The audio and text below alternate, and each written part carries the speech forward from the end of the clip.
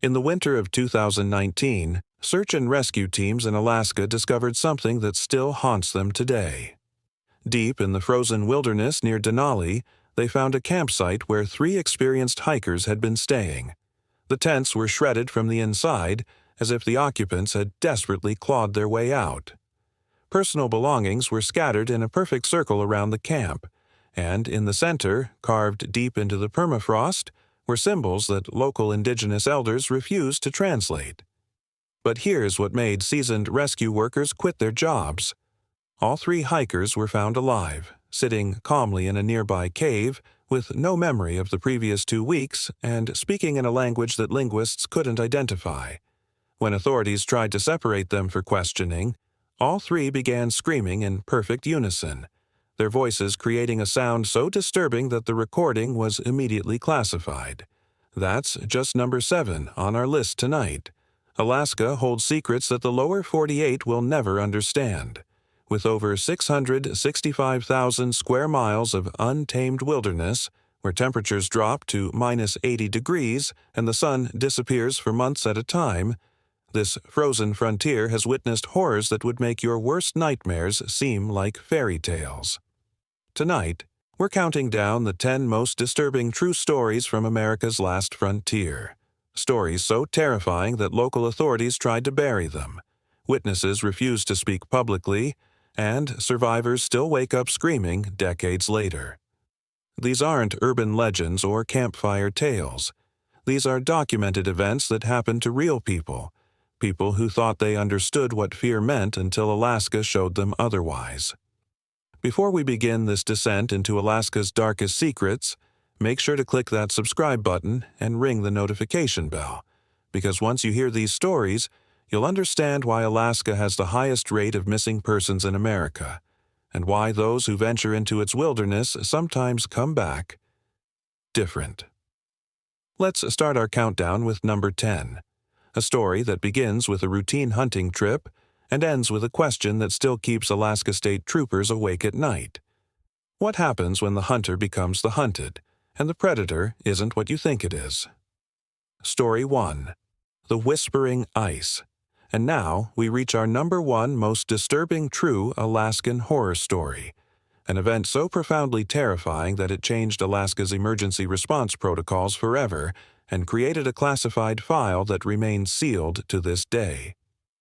In March 2018, Dr. Elena Vasquez, a renowned glaciologist from Stanford University, arrived at the Mendenhall Glacier Research Station outside Juneau for what should have been a routine 6-month study on ice core samples.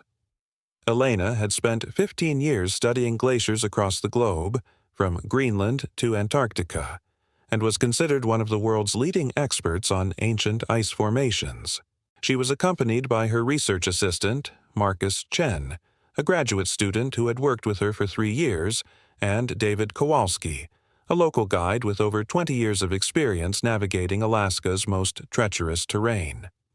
The research station, built in 1987, sat on a stable outcropping overlooking the glacier's terminus, connected to the outside world only by satellite phone and a weekly supply drop via helicopter. The facility was designed to house up to 6 researchers, but budget cuts meant Elena's team would be working alone for the entire duration of their stay. The isolation didn't concern Elena. She had worked in remote locations before, and the solitude actually helped her focus on her research. For the first 3 weeks, everything proceeded normally. Elena's daily reports, transmitted via satellite to the university, detailed routine ice core extractions and preliminary analysis of samples dating back nearly 12,000 years. The weather was harsh but manageable, with temperatures hovering around -15 degrees Fahrenheit and occasional blizzards that would confine the team to the station for days at a time.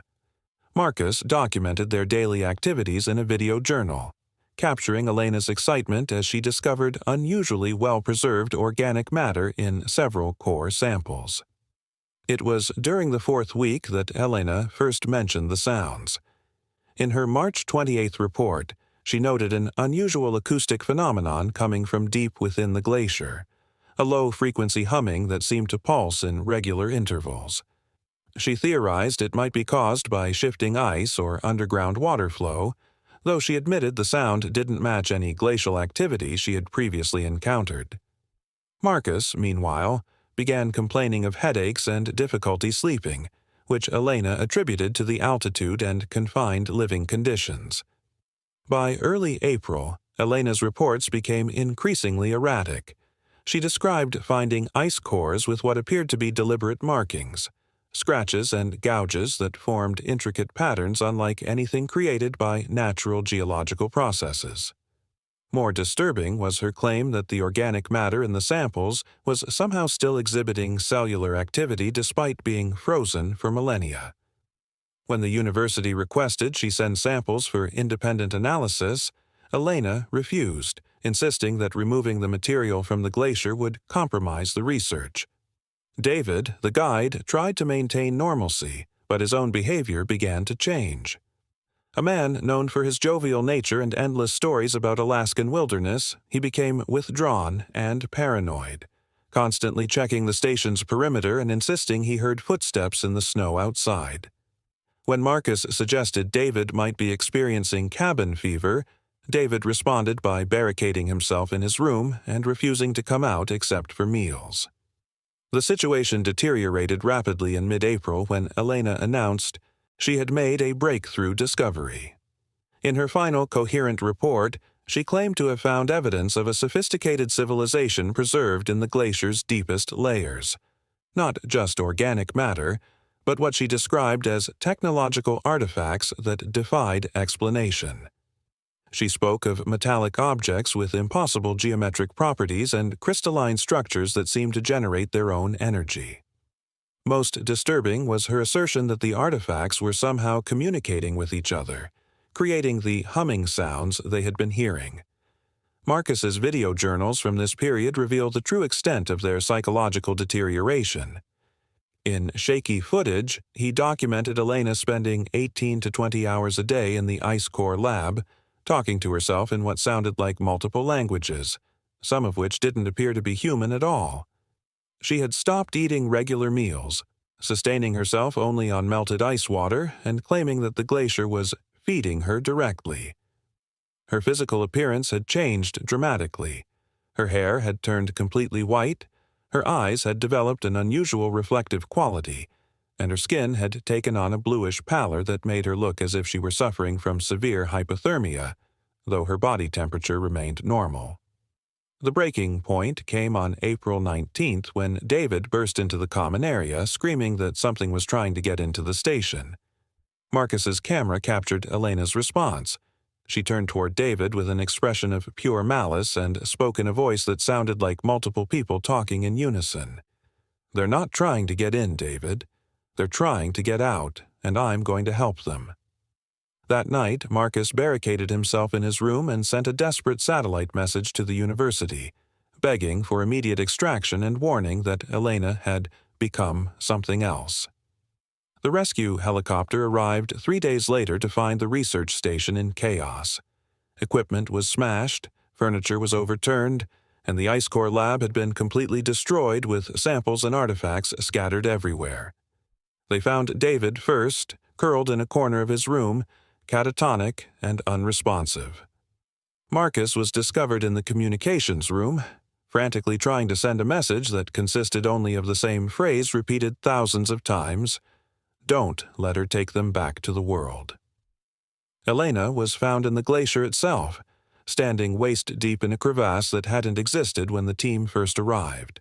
She was perfectly preserved, despite having been exposed to sub-zero temperatures for at least 72 hours, her white hair flowing around her like she was underwater.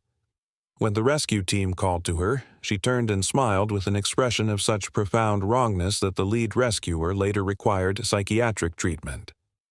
As they approached, Elena began to sink deeper into the crevasse, her voice echoing from impossible depths as she laughed and spoke in that same multi-tonal language Marcus had captured on video. The rescue team managed to extract David and Marcus, but Elena vanished into the glacier before they could reach her. When they returned with additional equipment and personnel the next day, the crevasse had completely sealed itself, leaving no trace that it had ever existed. The ice showed no signs of recent disturbance, appearing as solid and ancient as it had been for thousands of years. Marcus spent 6 months in psychiatric care, insisting that Elena was still alive inside the glacier and that she was preparing them for the surface world. David never spoke again, though he would sometimes make gestures as if he were trying to warn people about something approaching from behind them. Both men were eventually released, but neither ever fully recovered.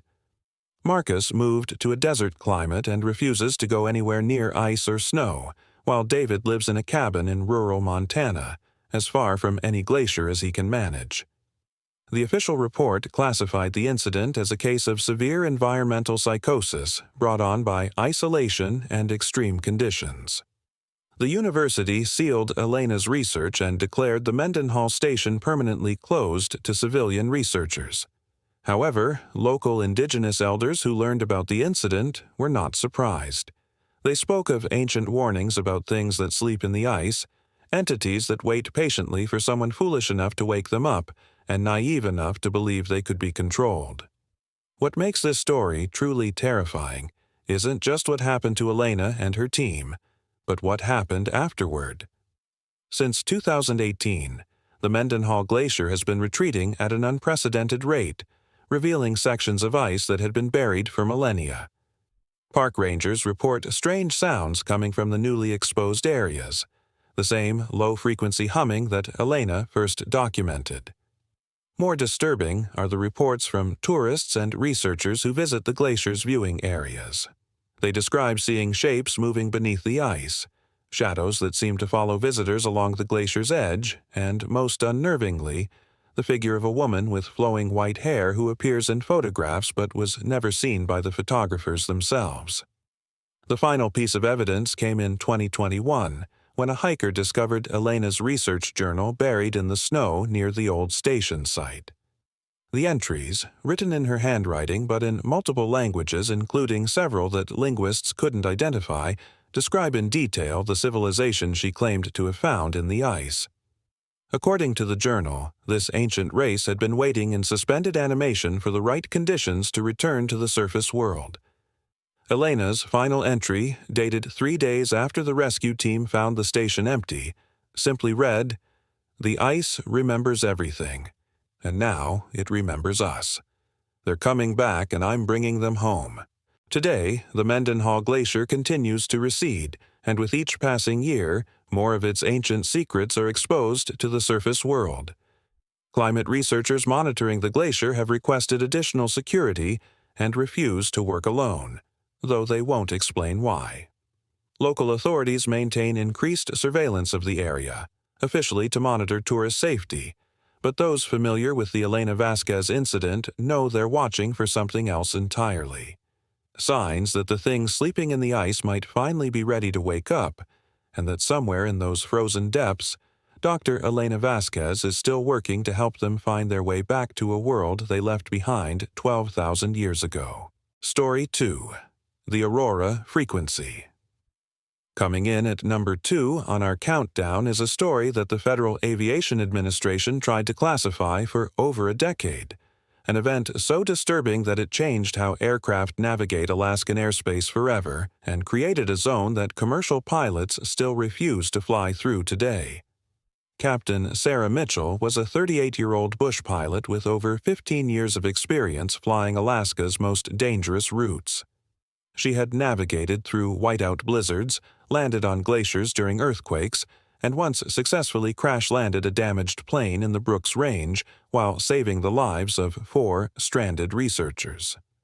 Sarah was known throughout Alaska's aviation community as someone who could fly anything, anywhere, a pilot who understood the state's brutal weather patterns better than meteorologists, and who had never lost a passenger in her entire career. Her reputation was so stellar that when wealthy clients needed transport to the most remote corners of Alaska, they specifically requested Sarah Mitchell. In October 2017, Sarah received what seemed like a routine charter request. Dr. Jonathan Reeves, a respected atmospheric physicist from MIT, needed transport to a research station located in the remote northern Brooks Range, approximately 200 miles north of Fairbanks. Dr. Reeves was studying unusual aurora borealis activity that had been detected by satellite imagery. Northern lights appearing in patterns and intensities that didn't match any known solar activity. The research station, operated by the National Science Foundation, had been monitoring these anomalous auroras for 3 months, but their ground-based observations weren't providing the data Dr. Reeves needed. He required aerial measurements taken at specific altitudes during active aurora displays. Sarah agreed to the job, though she found Dr. Reeves somewhat unsettling during their initial meeting. He was a thin, nervous man in his early 50s who spoke in rapid, technical phrases and seemed unable to make eye contact for more than a few seconds. More concerning was his equipment. Instead of the standard atmospheric monitoring devices she was used to transporting, Dr. Reeves brought several large cases containing what appeared to be highly sophisticated radio equipment, electromagnetic field detectors, and recording devices she didn't recognize. When Sarah asked about the unusual gear, Dr. Reeves became evasive, explaining only that the aurora activity they were investigating exhibited properties inconsistent with normal electromagnetic phenomena. The flight began normally on October 15th, with clear skies and mild weather for the season. Sarah's twin-engine Cessna 310 was perfectly suited for the journey, and she had flown this particular route dozens of times before. Dr. Reeves spent the first hour of the flight setting up his equipment and taking baseline readings, muttering constantly about electromagnetic field, fluctuations, and radio frequency anomalies. Sarah tried to engage him in conversation, but he seemed completely absorbed in his instruments, occasionally making notes in a notebook filled with mathematical equations and diagrams she couldn't understand. As they approached the research station's coordinates, approximately 90 minutes into the flight, Dr. Reeves became agitated. His equipment was detecting unusual readings despite the fact that it was still daylight and no aurora activity was visible. He insisted that Sarah climb to a higher altitude, claiming his instruments were picking up electromagnetic signatures that shouldn't exist during daylight hours. Sarah complied, ascending to 12,000 feet, though she noted that her own navigation equipment was beginning to show minor irregularities, compass readings that fluctuated slightly and radio communications that occasionally picked up static bursts. It was at 3:47 p.m., with the sun still clearly visible, that they encountered something that defied everything Sarah knew about atmospheric physics. The northern horizon suddenly erupted in brilliant green and purple light, Aurora borealis appearing with an intensity and clarity that should have been impossible during daylight. The lights weren't the typical sheets and curtains Sarah had seen countless times before. They formed geometric patterns, perfect spirals, and interlocking triangles that pulsed in synchronized rhythms. Dr. Reeves became frantically adjusting his equipment and shouting readings that meant nothing to Sarah but clearly terrified him. What happened next changed Sarah from a confident pilot into someone who would never fly alone again. As they approached the Aurora display, her aircraft's instruments went completely haywire. The compass spun wildly. The altimeter showed readings that fluctuated between 12,000 feet and negative altitudes, and her radio filled with voices speaking in languages she didn't recognize. But these weren't human voices. They had a quality that made Sarah's teeth ache and her vision blur, as if the sounds were somehow bypassing her ears and directly affecting her nervous system. Dr. Reeves was screaming now, not in fear but in what sounded like ecstasy. His equipment was producing readings that shouldn't have been possible, and he began speaking in the same incomprehensible language coming through the radio. Sarah watched in horror as his notebook filled itself with symbols and equations that appeared faster than any human could write, the pages turning themselves as invisible hands continued the work. When she tried to grab the controls to descend and escape the Aurora field, Dr. Reeves seized her wrist with strength that seemed impossible for his slight frame, his fingers burning cold against her skin as he forced her to maintain altitude. The Aurora display intensified until it surrounded their aircraft completely, bathing the cabin in shifting green and purple light. That made everything look alien and wrong. Sarah's instruments weren't just malfunctioning now, they were showing readings for equipment that didn't exist on her plane. Her fuel gauge indicated substances other than aviation gas. Her engine temperature displayed measurements in units she had never seen, and her GPS showed coordinates for locations that weren't on Earth, mathematical positions that hurt her mind to contemplate. Through the windscreen, Sarah saw something that made her understand why indigenous Alaskan cultures spoke of the Aurora with such reverence and fear. The lights weren't just random electromagnetic phenomena, they were forming structures, vast geometric shapes that extended beyond the atmosphere into space. And within those structures, silhouettes moved with purpose and intelligence, beings of light and energy that seemed to notice their small aircraft and turn their attention toward it with interest that felt predatory and ancient. Dr. Reeves was no longer human in any meaningful sense. His skin had taken on a luminescent quality that matched the aurora surrounding them, and when he spoke, his voice harmonized with the incomprehensible transmissions filling their radio. He explained to Sarah, in words that bypassed her conscious mind and spoke directly to some primal part of her brain, that the aurora had always been more than atmospheric disturbance. It was a communication network, a way for entities existing in dimensions adjacent to our own to observe and occasionally interact with our reality.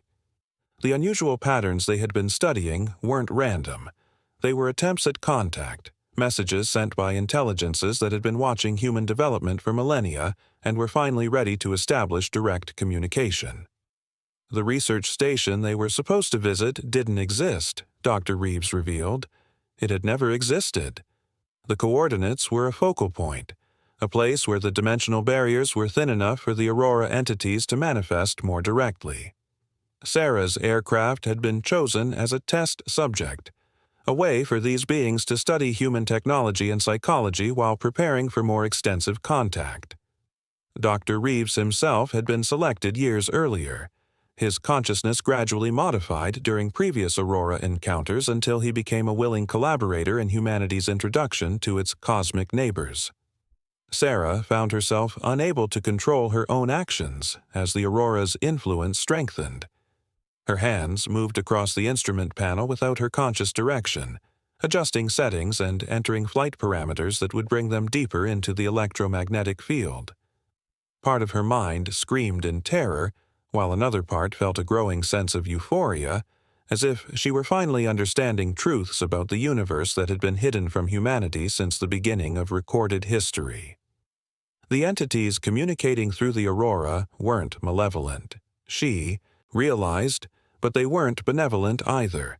They were utterly alien, with motivations and goals that human psychology couldn't fully comprehend. As their aircraft reached the center of the Aurora display, Sarah experienced something that psychiatrists would later struggle to categorize. Her consciousness expanded beyond the confines of her physical body, allowing her to perceive reality from the perspective of the Aurora entities. She saw Earth not as a planet, but as a complex electromagnetic organism, with human civilization representing just one layer of activity in a multidimensional ecosystem she had never imagined. The Aurora wasn't just a communication network, it was a sensory organ, allowing these entities to taste and analyze every electromagnetic emission produced by human technology. The entities showed Sarah glimpses of other worlds where they had established contact, planets where indigenous species had been successfully integrated into their cosmic network. But they also showed her worlds where the integration had failed, civilizations that had either rejected the contact or proven psychologically incompatible with the expanded consciousness the entities offered. These failed worlds were left as empty shells, their electromagnetic signatures erased from the cosmic network as if they had never existed at all. When Sarah finally regained control of her own mind, she found herself flying alone through normal daylight skies, Dr. Reeves and his equipment gone as if they had never existed. Her aircraft's instruments were functioning normally. showing no trace of the impossible readings she had witnessed. Even more disturbing, her flight logs indicated she had been in the air for only 43 minutes, though her subjective experience had lasted several hours. The coordinates for the research station led to empty wilderness with no signs of human activity. Sarah managed to return to Fairbanks, but she was forever changed by her encounter. She developed an acute sensitivity to electromagnetic fields, able to predict aurora activity days before meteorologists detected the first signs. More disturbing was her growing awareness of the entity's continued presence. She could feel them watching human civilization through every radio transmission, every satellite signal, every electromagnetic pulse generated by modern technology. They were studying humanity's readiness for integration, analyzing collective psychological patterns and technological development to determine when direct contact would be most successful. The FAA investigated Sarah's report but found no record of Dr. Jonathan Reeves or the research mission he claimed to represent. MIT had no atmospheric physicist by that name, and the equipment Sarah described didn't match any known scientific instruments. The investigation was quietly closed and classified, though new flight restrictions were established around the coordinates Sarah had visited, officially to protect migrating wildlife, but actually to prevent other aircraft from accidentally entering what officials now understood to be an active contact zone. Sarah continued flying for 2 more years, but her behavior became increasingly erratic. She would sometimes deviate from flight plans to follow Aurora displays, claiming she could hear transmissions from the entities through her radio equipment. Passengers reported that during these episodes, Sarah would speak in the same incomprehensible language Dr. Reeves had used, and her aircraft's instruments would display readings that didn't correspond to any known measurements. In 2019, Sarah voluntarily surrendered her pilot's license and moved to a remote cabin in southeastern Alaska, as far from the northern aurora activity as possible. The truly terrifying aspect of Sarah's story isn't just her encounter with the aurora entities, but what has happened since her report was classified. Aurora activity over Alaska has increased dramatically, with patterns becoming more geometric and purposeful each year. Radio operators throughout the state report receiving transmissions in unknown languages during aurora displays, and satellite imagery shows aurora formations that appear to be deliberately targeting areas of high electromagnetic activity, cities, airports, and military installations. Most disturbing are the reports from other pilots who have encountered similar phenomena. Since 2017, over 30 Alaskan bush pilots have filed reports of unusual aurora activity, electromagnetic anomalies, and encounters with passengers who may not have been entirely human. These reports are immediately classified, and the pilots are required to sign non-disclosure agreements that threaten criminal prosecution for any public discussion of their experiences. Sarah Mitchell still lives in her remote cabin, but she's not hiding from the aurora entities. She's waiting for them.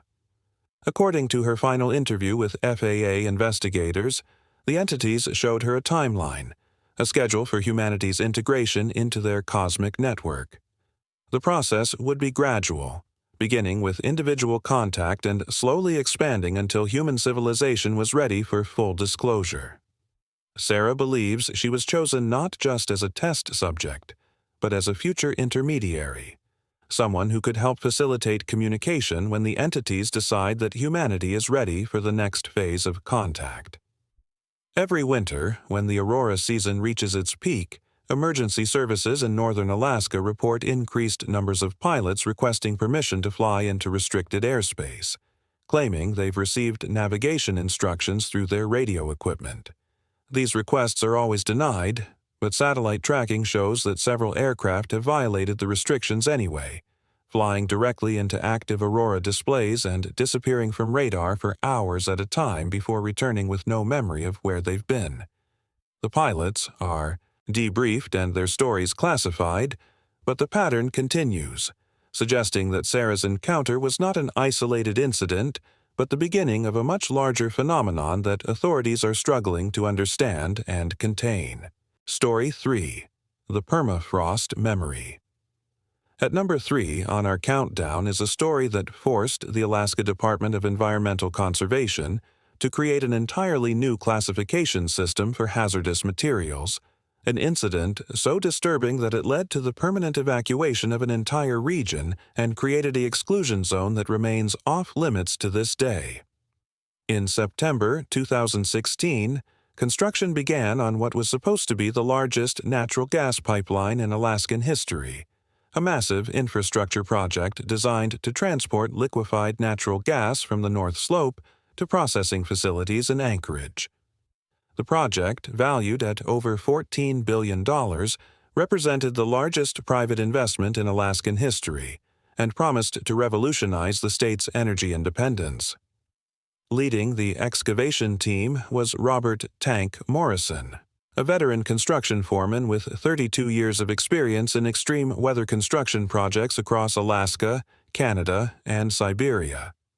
Tank had supervised the construction of oil platforms in the Beaufort Sea, built roads across unstable permafrost, and once managed the emergency repair of a critical pipeline during a Category 4 blizzard that killed 3 other workers. He was known throughout the industry as someone who could complete any project regardless of weather conditions, terrain challenges, or logistical nightmares. His crew respected him not just for his technical expertise but for his uncanny ability to predict dangerous conditions before they became life-threatening situations. The pipeline route required excavation through some of the most challenging permafrost in North America, ground that had been frozen solid for over 40,000 years. The construction zone was located approximately 150 miles northeast of Fairbanks, in a region so remote that supplies had to be delivered by helicopter, and the nearest human settlement was a native Alaskan village over 60 miles away. Environmental impact studies had identified the area as geologically stable, with permafrost depths extending down nearly 800 feet and no known archaeological or cultural significance. Tank's crew consisted of 18 experienced workers, including heavy equipment operators, explosives specialists, and permafrost engineers who understood the complex challenges of excavating frozen ground. The work was brutal even by Alaskan standards. Temperatures that regularly dropped below -40 degrees, winds that could knock over equipment, and ground so hard that conventional excavation tools were useless.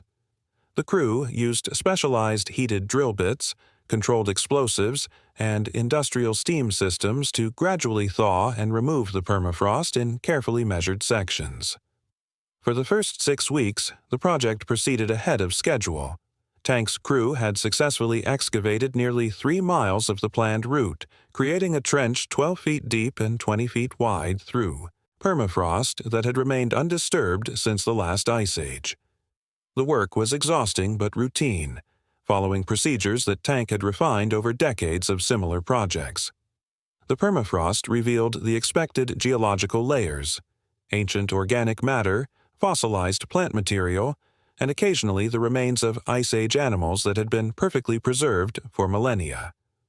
It was during the 7th week that Tank's crew made a discovery that changed everything. While excavating a particularly challenging section of permafrost, their steam systems revealed what appeared to be a large cavity in the frozen ground, a hollow space that shouldn't have existed according to geological surveys. Initial exploration suggested it might be a natural cave system that had been sealed by permafrost formation, though the regular geometric shape of the cavity suggested something else entirely. Tank halted excavation and contacted the project supervisors, recommending that archaeologists and geologists examine the find before proceeding. Dr. Amanda Torres, a specialist in Arctic archaeology from the University of Alaska, arrived 2 days later with a small team of researchers. What they found in the cavity defied easy explanation. The space was roughly cylindrical, approximately 30 feet in diameter and over 100 feet deep, with walls that showed clear signs of artificial construction. The walls were lined with what appeared to be metallic plates covered in intricate symbols and patterns that resembled no known writing system. More disturbing was the discovery that the cavity wasn't empty. It contained hundreds of perfectly preserved human remains, arranged in concentric circles around a central structure that pulsed with a faint, inexplicable light. The human remains were unlike anything Dr. Torres had encountered in her 15 years of Arctic archaeology. The bodies showed no signs of decay despite being frozen for what carbon dating suggested was over 12,000 years. They were dressed in clothing made from materials that didn't match any known prehistoric textiles, and many wore jewelry and ornaments crafted from metals that shouldn't have been available to prehistoric cultures. Most unsettling was the fact that all of the bodies were positioned identically, sitting upright with their hands placed on their knees and their faces turned toward the central structure, as if they had been participating in some kind of ceremony when they died. Tank wanted to seal the cavity and continue with the pipeline construction, but Dr. Torres insisted on a full archaeological survey. The central structure, she argued, represented a discovery that could revolutionize understanding of prehistoric Alaskan cultures. The structure itself was clearly artificial, constructed from the same unknown metal as the wall plates and covered in symbols that suggested a level of technological sophistication that shouldn't have existed 12,000 years ago. Even more intriguing was the fact that the structure appeared to be generating its own energy. Electromagnetic readings indicated active electrical activity despite being buried in permafrost for millennia. Against his better judgment, Tank agreed to delay construction for 2 weeks while Dr. Torres and her team conducted their investigation. The archaeological team set up a temporary research station adjacent to the excavation site, using portable heaters and protective shelters to create a controlled environment around the cavity. Their initial findings were extraordinary. The metallic plates contained what appeared to be a form of writing that incorporated mathematical concepts and astronomical observations far beyond the capabilities of any known prehistoric culture. It was Dr. Torres's graduate assistant, Kevin Walsh, who first noticed that the symbols on the plates seemed to change when observed under different lighting conditions. What appeared to be static writing during daylight would shift and rearrange itself under artificial illumination, creating new patterns and messages that Kevin frantically tried to document. More disturbing was his growing certainty that the symbols weren't just changing randomly. They were responding to the presence of observers, adapting their message based on who was looking at them and what those observers were thinking about. Tank's crew became increasingly uncomfortable as the archaeological investigation continued. The excavation site, which had been just another construction zone, now felt actively hostile and wrong. Equipment malfunctioned without explanation. Drill bits would inexplicably dull after only minutes of use, generators would shut down despite full fuel tanks, and radio communications became filled with static that almost sounded like whispering voices. Workers reported feeling constantly watched, even when they were alone, and several experienced nightmares so vivid and terrifying that they requested transfers to other projects. The situation deteriorated rapidly when Kevin Walsh became obsessed with translating the symbols. He spent increasingly long hours in the cavity, claiming that the patterns were beginning to make sense and that the ancient civilization responsible for the structure had left behind instructions for something he called the Awakening Protocol. Kevin's behavior became erratic.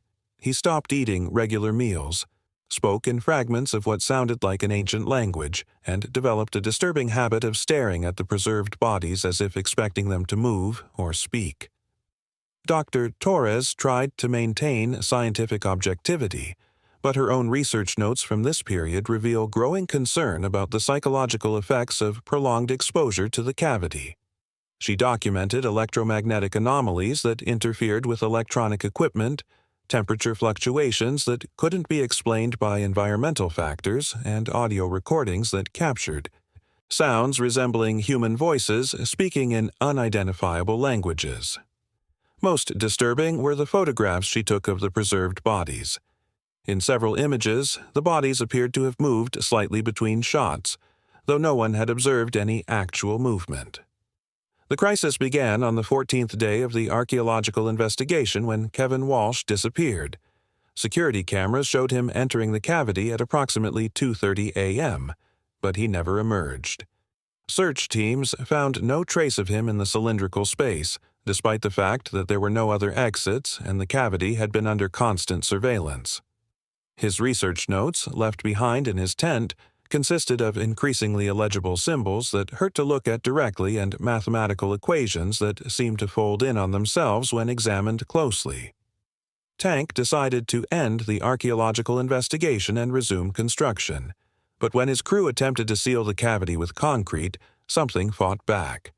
The first load of concrete refused to harden, remaining liquid despite temperatures well below freezing. The second attempt resulted in an explosion that destroyed one of their mixing trucks and injured 2 workers, though investigators could find no source for the blast. By the third attempt, it became clear that the cavity didn't want to be sealed. Any materials placed inside would either disappear entirely or be ejected with violent force. Dr. Torres made one final descent into the cavity to retrieve her research equipment, but what she found there made her immediately request emergency evacuation. The preserved bodies had changed position, no longer sitting in their ceremonial arrangement but standing upright and facing the entrance to the cavity. The central structure was pulsing with increasing intensity, and the metallic plates on the walls were displaying symbols that moved too quickly to document. Most terrifying was the discovery that Kevin Walsh's body was now among the preserved remains, positioned identically to the ancient corpses but clearly retaining some form of consciousness. His eyes tracked Dr. Torres's movements as she fled the cavity. The evacuation happened within hours, but the nightmare was far from over. As Tank's crew packed their equipment and prepared to abandon the site, the permafrost began to thaw at an unprecedented rate. Ground that had been frozen solid for 40,000 years was turning to mud within minutes, creating massive sinkholes and unstable terrain that made evacuation extremely dangerous. The cavity itself was expanding, its walls pushing outward and upward as if something inside was trying to break free. The final evacuation helicopter carried Tank, Dr. Torres, and the last 3 members of their combined teams away from a landscape that was transforming before their eyes. The permafrost thaw was spreading in a perfect circle from the excavation site, creating a zone of muddy, unstable ground that extended for miles in every direction. Within the center of this zone, the cavity had become a gaping crater that glowed with the same inexplicable light as the central structure, and from its depths came sounds that were simultaneously mechanical and organic, as if ancient machinery was awakening after millennia of dormancy. Government response was swift and comprehensive. The entire region was declared a geological hazard zone and permanently closed to civilian access. Official reports blamed the permafrost thaw on unexpected ground instability caused by construction activities, but classified documents paint a very different picture. Satellite imagery shows that the thaw zone continues to expand at a rate of approximately 50 feet per year, and infrared sensors detect increasing thermal activity from the central crater. Tank Morrison never worked construction again, though not by choice. He developed a severe neurological condition that made it impossible for him to operate heavy machinery or work in cold weather. He spent his remaining years in a nursing facility in Anchorage, where staff reported that he would sometimes speak in the same ancient language Kevin Walsh had been using before his disappearance. Tank died in 2019, but his final words, recorded by a nurse who spoke some native Alaskan languages, roughly translated to, "They're coming back home." Dr. Torres published one paper about the discovery before her research was classified and her academic access revoked. She currently works as a high school science teacher in rural Oregon, as far from Alaska as she could manage. In interviews, she maintains that the cavity contained evidence of a prehistoric civilization with technology far beyond anything in the archaeological record, but she refuses to discuss the specific details of what she found or why the site remains closed. The most disturbing aspect of the story isn't what happened at the excavation site, but what continues to happen there today. The exclusion zone is monitored by a joint task force of federal agencies that officially don't exist, and their reports describe ongoing activity that suggests the awakening process Kevin Walsh documented is still continuing. Seismic sensors detect regular pulses coming from deep underground, thermal imaging shows increasing heat signatures, and audio monitoring equipment picks up transmissions in the same ancient language that affected everyone who spent time at the site. Local native Alaskan communities have their own explanation for what Tank's crew discovered.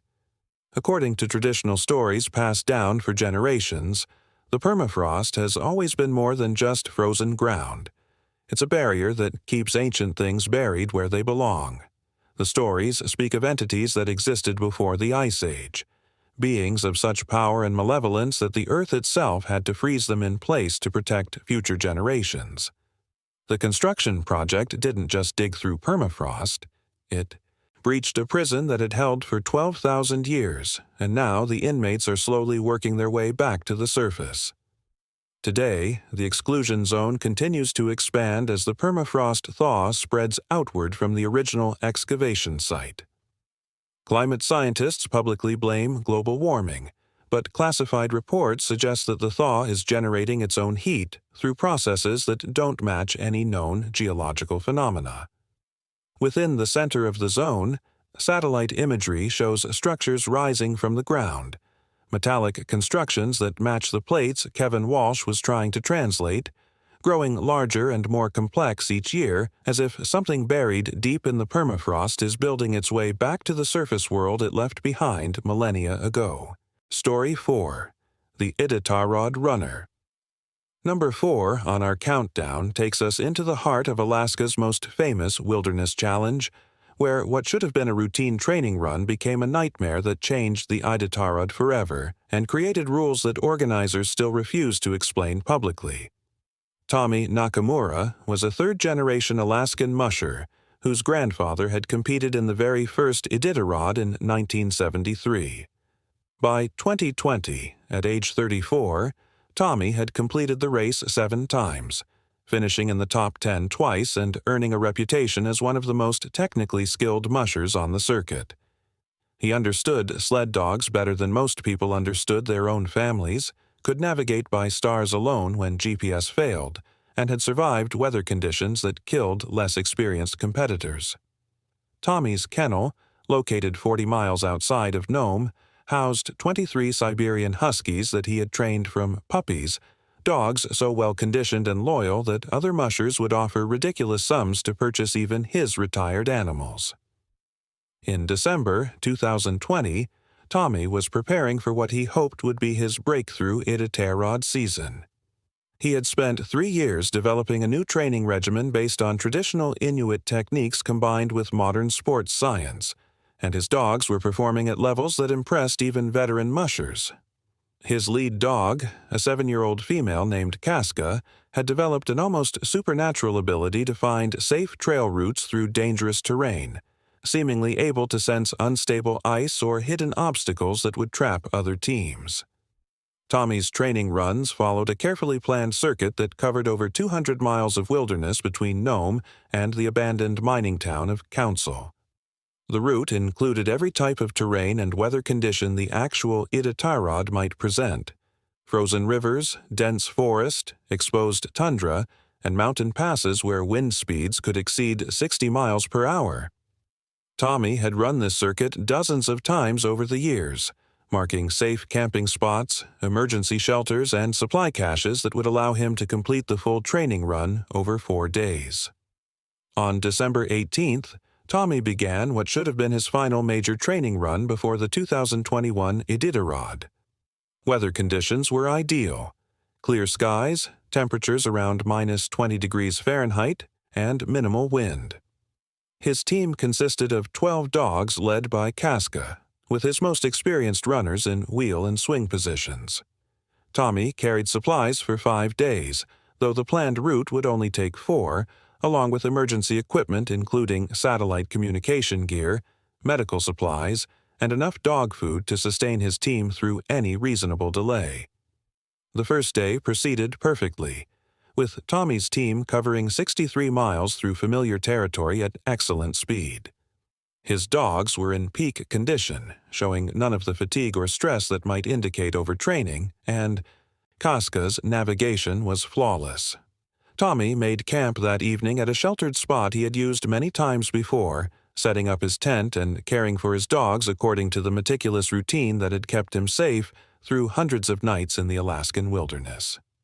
It was during the second day that Tommy first noticed something unusual about his dog's behavior. Casca began making navigation choices that deviated from their planned route, leading the team toward terrain Tommy had never explored. When he tried to correct her direction, she would stop the entire team and refuse to continue until he allowed her to choose the path. This was completely out of character for Casca, who had always responded immediately to Tommy's commands and had never shown independent decision-making during their training runs. By the afternoon of the second day, Tommy realized they were traveling through territory that didn't appear on any of his maps. The landscape looked wrong, too geometrically perfect, with rock formations that seemed artificially arranged and snow patterns that followed mathematical precision rather than natural wind distribution. His GPS unit was functioning normally but showing coordinates that placed them in areas where satellite imagery indicated only empty tundra. More disturbing was the complete absence of wildlife. No tracks, no scat, no signs of the caribou, wolves, or Arctic foxes that should have been abundant in this region. Tommy's dogs began exhibiting behavior he had never seen in over 20 years of mushing. They ran in perfect synchronization, their breathing and stride patterns matching so precisely that they seemed like a single organism rather than individual animals. When he called rest stops, they would arrange themselves in identical positions without any commands, and during feeding time they would eat in a specific order that Tommy hadn't taught them. Most unsettling was their response to his voice.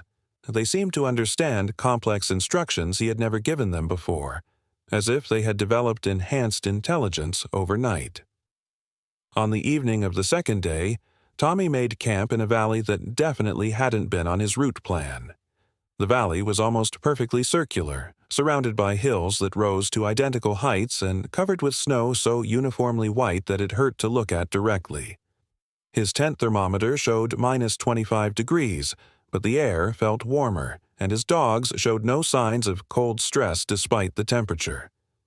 When Tommy tried to use his satellite phone to contact his support team, the device functioned normally but connected only to dead air. No dial tone, no busy signals, just silence that somehow felt occupied and attentive. The third day brought revelations that challenged Tommy's understanding of reality itself. His dogs led him deeper into terrain that became increasingly impossible. Valleys that curved back on themselves, hills that seemed higher from the bottom than from the top, and distances that changed depending on whether he was approaching or moving away from landmarks. His odometer showed they had traveled over 90 miles, but his GPS indicated they had moved less than 10 miles from their starting point that morning. The sun remained visible but didn't seem to change position in the sky, creating a perpetual late-afternoon light that cast shadows in directions that defied physics. Casca began stopping at regular intervals to howl, a sound Tommy had never heard from her before. Not the typical communication call of a sled dog, but something deeper and more complex, almost like a language. The other dogs would join in, creating harmonies that resonated through the valley in ways that suggested the landscape itself was designed to amplify and carry their voices. During these howling sessions, Tommy felt compelled to add his own voice, though he didn't understand what they were communicating or to whom. It was during one of these howling sessions that Tommy saw them, figures moving along the ridgelines of the surrounding hills, keeping pace with his team but maintaining distance. At first he thought they might be other mushers, though he couldn't understand how anyone else would have ended up in this unmapped valley. Through his binoculars, the figures looked human, but wrong. Too tall, moving too smoothly across terrain that should have been difficult to navigate on foot, and seeming to glide rather than walk through the deep snow. As the day progressed, the figures became bolder, moving closer to Tommy's route and allowing him to see details that made his hands shake as he tried to focus his binoculars. They wore clothing that looked like traditional Inuit winter gear but made from materials that shifted color and texture as they moved. Their faces, when he could see them clearly, were human but stretched, with features that seemed designed for a different atmospheric pressure or gravitational field. Most disturbing was their obvious interest in his dogs. They were following the team's progress with the focused attention of predators evaluating prey. Tommy's dogs showed no fear of these figures, which was perhaps the most unsettling aspect of the entire situation. His team had always been protective of him and aggressive toward anything they perceived as a threat, but they seemed to welcome the presence of the Watchers. Casca would periodically change direction to move closer to the figures, and Tommy could swear he saw communication passing between his lead dog and the entities on the hillsides, subtle gestures and posture changes that suggested a shared understanding he wasn't part of. On the evening of the third day, the figures approached Tommy's camp directly. He counted at least 15 of them moving down from the hills in a loose formation that suggested military or hunting coordination. Tommy reached for the rifle he always carried during wilderness runs, but found his hands wouldn't obey his commands, not paralyzed, but simply uninterested in defensive actions, as if his survival instincts had been overridden by something that knew better than his conscious mind what was safe and what was dangerous. The figures stopped at the edge of Tommy's camp, just beyond the circle of light from his campfire, and began what could only be described as a negotiation. They communicated through sounds that bypassed language entirely, tones and frequencies that conveyed meaning directly to Tommy's nervous system without involving his ears or brain. They were offering him something he understood, a choice that would fundamentally change what he was and what his life would become. His dogs could be enhanced, made perfect in ways that would revolutionize competitive mushing, but the process would require changes to Tommy himself that couldn't be reversed. Tommy found himself considering the offer with a rationality that terrified him. These entities, whatever they were, possessed knowledge about dog training and wilderness survival that went far beyond anything humans had developed. They showed him visions of what his team could become, dogs that never tired, never got injured, never made navigation errors, and never lost races. In exchange, Tommy would become something between human and whatever these entities were, able to communicate directly with his dogs and understand wilderness survival in ways that would make him the greatest musher in Iditarod history. The negotiation continued through the night, with Tommy's rational mind screaming warnings while another part of his consciousness felt drawn to the possibilities the entities offered. They weren't malevolent, he realized, but they weren't human either. They existed in the spaces between civilization and wilderness, in the psychological territory where survival instinct met something older and more primal than human consciousness. They had been watching mushers for generations, waiting for someone skilled enough and isolated enough to serve as a bridge between their world and human competitive culture. When Tommy finally refused their offer, the entities showed no anger or disappointment. They had expected his decision, perhaps even preferred it. Instead, they offered a smaller exchange. They would enhance his dog's abilities just enough to give him a competitive edge in the upcoming Iditarod, but in return, Tommy would carry a message to the mushing community. The wilderness was changing, they explained, becoming more active and more interested in human activities that brought people deep into remote territories. Mushers who ventured into the most isolated areas might encounter other entities, other offers, and other choices that could change the nature of wilderness competition forever. Tommy accepted this smaller bargain, though he didn't fully understand what it meant until he woke the next morning to find his camp surrounded by normal Alaskan wilderness. His GPS showed coordinates that matched his planned route, his maps showed familiar terrain, and his dogs behaved like the well-trained but ordinary animals they had always been. The only evidence of his experience was a subtle change in Casca's eyes, a depth of intelligence and awareness that hadn't been there before the training run began. The journey back to Nome took only 6 hours, with Tommy's team running faster and more efficiently than they ever had before. Casca's navigation was perfect, finding the safest and quickest routes through terrain that had challenged them on previous runs. The other dogs showed enhanced endurance and coordination, working together with a precision that impressed other mushers who observed their return. Tommy competed in the 2021 Iditarod and finished third, his best placement ever, though he took no satisfaction in the achievement. His dogs performed flawlessly throughout the race, but Tommy found himself constantly watching the wilderness around the trail, looking for figures on distant ridgelines and listening for sounds that might indicate other mushers were being offered choices similar to the one he had faced. He never saw direct evidence of the entities again, but he developed an awareness of their presence that made every wilderness expedition feel like he was being evaluated for purposes he didn't understand. After the 2021 Iditarod, Tommy began sharing his experience with other veteran mushers, though he was careful to present it as advice rather than literal truth.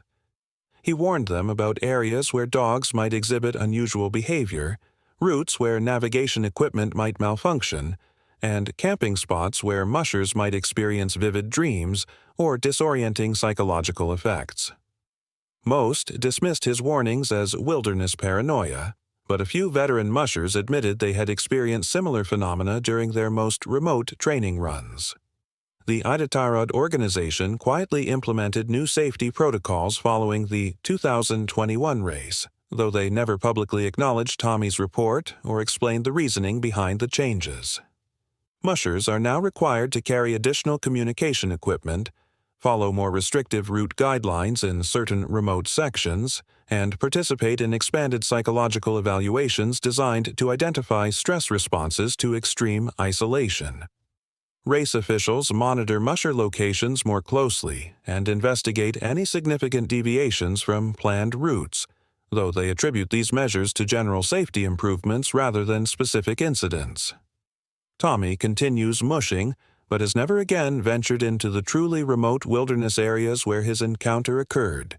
His dogs maintain their enhanced abilities, performing at levels that other mushers study and try to replicate through conventional training methods.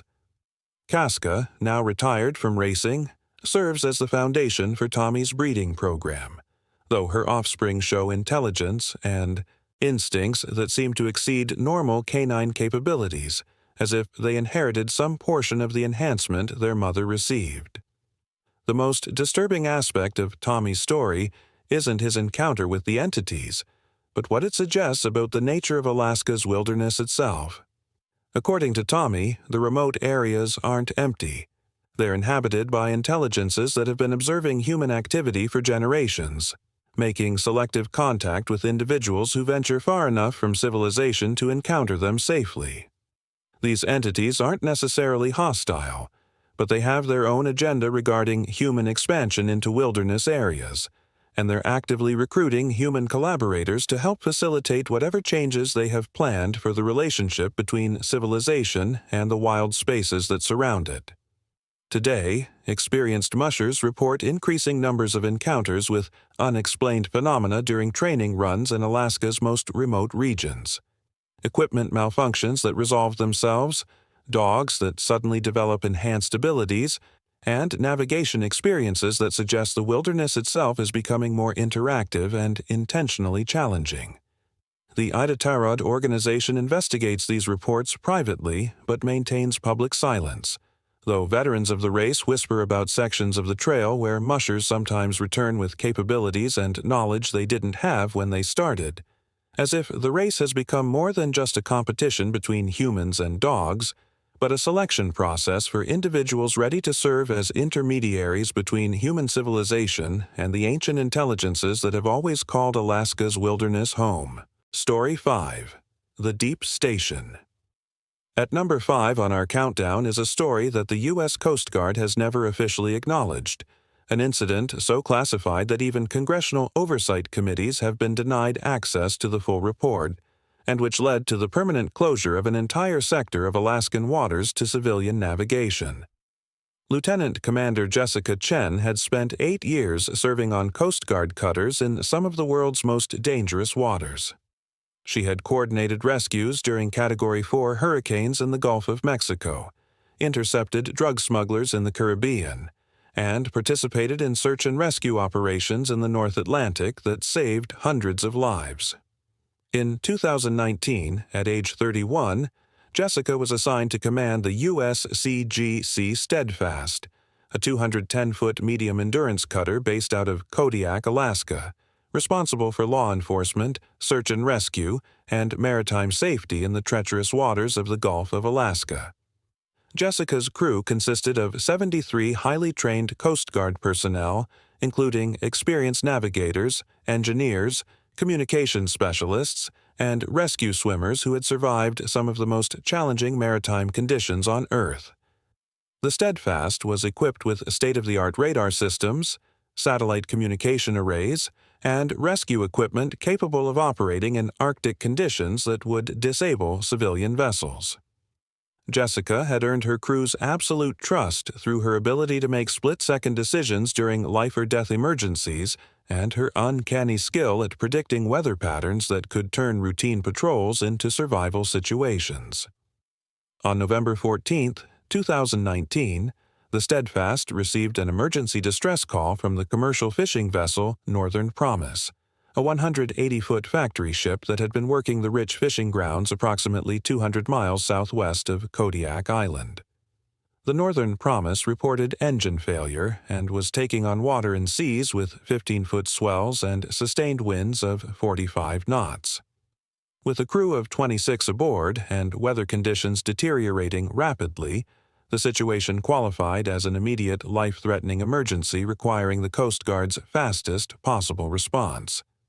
Jessica ordered the Steadfast to maximum speed toward the Northern Promise's last known coordinates, though the rescue would push both her ship and crew to their operational limits.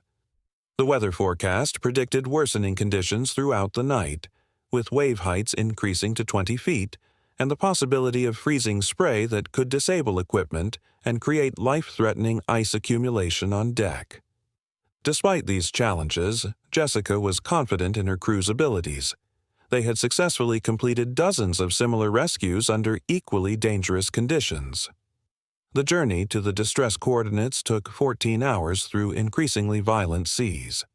Jessica's navigation team maintained constant communication with the Northern Promise during the first 8 hours, receiving regular updates on the fishing vessel's condition and the crew's efforts to control flooding and restart their engines. The communications were routine for a maritime emergency, professional, focused, and following standard Coast Guard protocols for coordinating rescue operations in severe weather conditions. It was during the 9th hour of their response that communications with the Northern Promise began to deteriorate. The fishing vessel's radio transmissions became intermittent and increasingly difficult to understand, filled with static and what sounded like interference from unknown sources. When Jessica's communications officer managed to establish brief contact, the Northern Promise's captain reported that they were experiencing electrical system failures and that several crew members had become violently ill with symptoms that didn't match any known form of seasickness or exposure. As the Steadfast approached the Northern Promise's coordinates, Jessica's radar operator reported something that didn't match their expectations. Instead of a single vessel in distress, the radar showed multiple large objects in the water, arranged in what appeared to be a deliberate pattern around the fishing vessel's position. The objects were too large to be debris and too geometrically arranged to be natural formations, but they didn't match the radar signature of any known type of ship or offshore structure. When the Steadfast finally reached visual range of the Northern Promise, Jessica and her crew encountered a scene that defied rational explanation. The fishing vessel was floating in the center of what appeared to be a perfectly circular area of calm water, surrounded by towering waves that formed an unnatural barrier around the ship. Within this calm zone, the Northern Promise sat motionless, its engines silent and its deck lights creating an eerie glow that seemed to be absorbed rather than reflected by the surrounding darkness. The large objects Jessica's radar had detected were visible as massive shapes beneath the water's surface, arranged in concentric circles around the Northern Promise like some kind of underwater amphitheater. The shapes were clearly artificial, with smooth surfaces and geometric angles that suggested advanced engineering, but they didn't correspond to any known type of submarine, underwater habitat, or offshore installation. Most disturbing was the fact that the shapes appeared to be generating their own light, a pale phosphorescence that created shifting patterns of illumination beneath the waves. Jessica attempted to establish radio contact with the Northern Promise, but received responses that made her question whether the people on the fishing vessel were still entirely human. The voice, claiming to be the captain, spoke in the same professional terminology used throughout the emergency, but there were subtle changes in inflection and word choice that suggested the speaker had learned maritime radio protocols as a foreign language rather than using them naturally.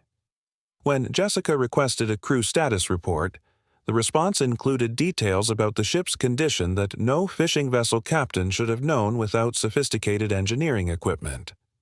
As the Steadfast approached the edge of the calm water zone, Jessica's crew began experiencing symptoms that had no medical explanation. Several sailors reported severe headaches accompanied by visual disturbances that made it difficult to read instrument displays or focus on distant objects. Others complained of hearing voices speaking in languages they didn't recognize, conversations that seemed to be coming from inside their own heads rather than through their ears. Most disturbing was the gradual realization that these symptoms were affecting crew members in a specific pattern, starting with those who had the most sensitive positions: radar operators, sonar technicians, and communications specialists. Jessica made the decision to anchor the Steadfast just outside the calm water zone and deploy a small boat team to investigate the Northern Promise directly. The team consisted of 4 experienced petty officers led by Chief Boatswain's Mate Rodriguez, a 20-year Coast Guard veteran who had participated in hundreds of vessel boardings under dangerous conditions. As their rigid-hull inflatable boat crossed into the calm water zone, Jessica maintained constant radio contact, though the transmissions became increasingly strange as the boarding team approached the fishing vessel. Chief Rodriguez reported that the Northern Promise appeared to be completely functional despite its earlier distress calls.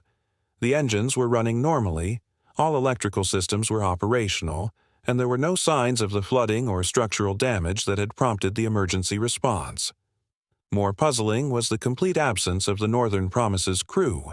The vessel appeared to be operating itself, with machinery running and navigation lights functioning, but no human beings visible anywhere on deck or through the bridge windows.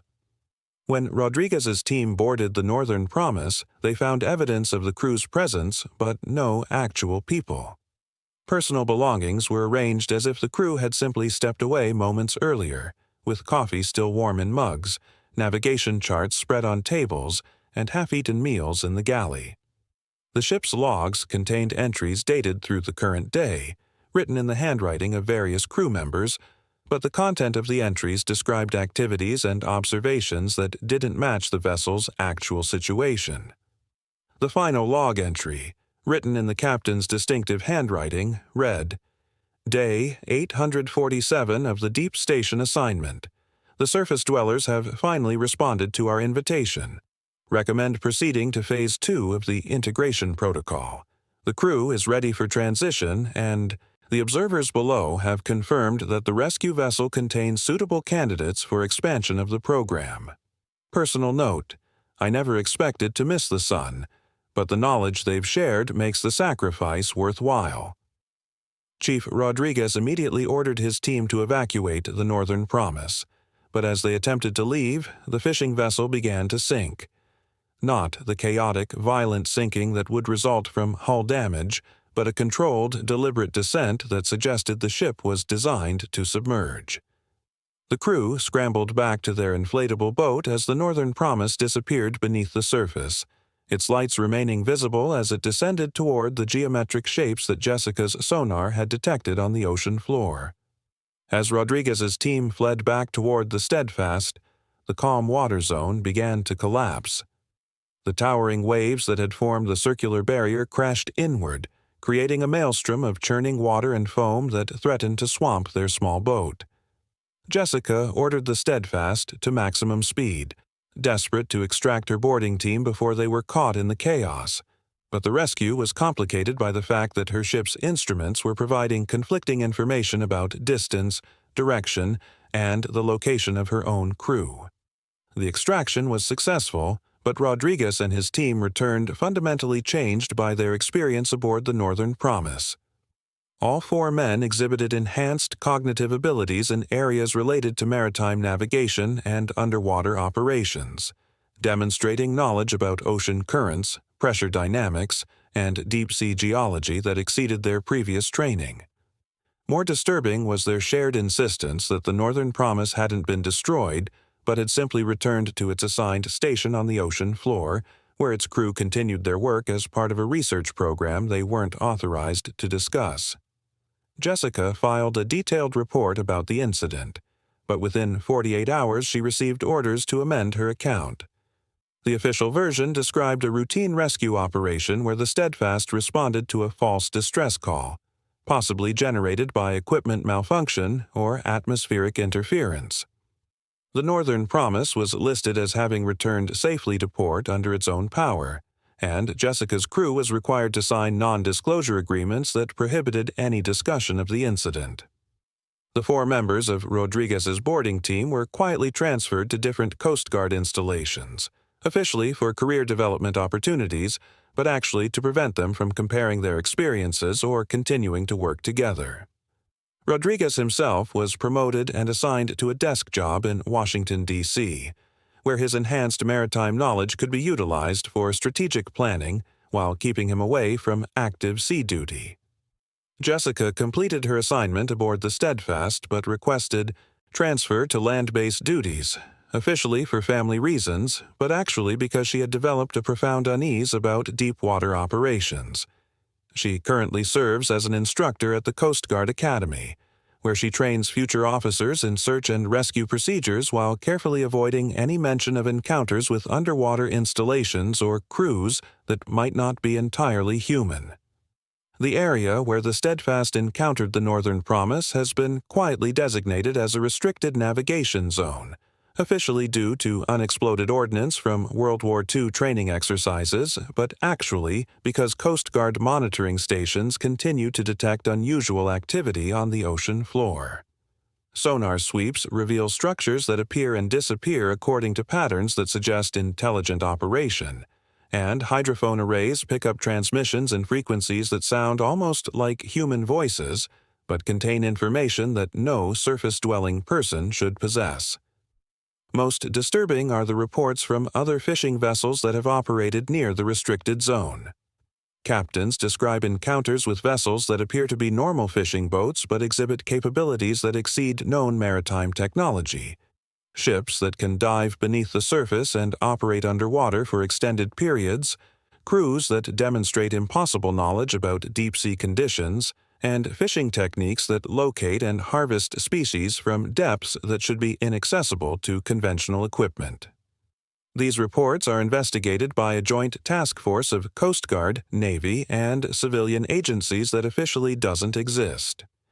Their classified findings suggest that the Northern Promise incident wasn't an isolated event but part of a larger phenomenon involving the gradual integration of surface maritime operations with underwater installations that have been operating in Alaskan waters for an unknown period of time.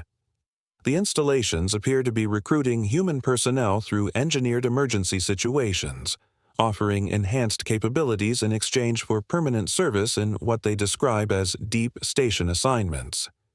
Jessica Chen maintains that her encounter with the Northern Promise was exactly as she reported in her original classified account. According to her private statements to trusted colleagues, the incident revealed the existence of an underwater civilization that has been studying surface maritime operations and gradually recruiting human collaborators to serve as intermediaries between their deep-sea technology and traditional shipping and fishing industries. The process is voluntary, she insists, but involves psychological and physical modifications that make it impossible for recruits to return to normal surface life. The implications of Jessica's account extend far beyond a single mysterious rescue operation. If accurate, her report suggests that Alaska's waters contain active underwater installations staffed by modified, human beings who are working to gradually integrate surface maritime operations with deep-sea technology and knowledge that far exceeds current human capabilities. The Coast Guard's continued monitoring of the restricted zone and the ongoing reports of unusual vessel activity suggest that this integration process is accelerating, with more fishing vessels and their crews accepting deep station assignments each year as the underwater civilization expands its influence into surface maritime industries. Story 6. The Broadcast Signal. At number 6 on our countdown is a story that led to the permanent shutdown of 3 radio stations and created a classified investigation that remains active today. An incident so disturbing that the Federal Communications Commission developed entirely new protocols for monitoring remote broadcast facilities in Alaska. Marcus Delacroix had been working in radio broadcasting for 19 years when he accepted the position of chief engineer at KFRZ, a small AM station located in Bethel, Alaska. Marcus specialized in maintaining broadcast equipment in extreme weather conditions, having worked at stations across northern Canada and the American Midwest, where temperatures regularly dropped below -30 degrees, and equipment failures could leave entire communities without emergency communications. His reputation for keeping stations operational through blizzards, power outages, and equipment breakdowns had made him one of the most sought-after broadcast engineers in remote radio markets. KFRZ served a listening area that covered over 50,000 square miles of southwestern Alaska, providing news, weather updates, and emergency communications to scattered villages, fishing communities, and isolated homesteads that had no other reliable contact with the outside world.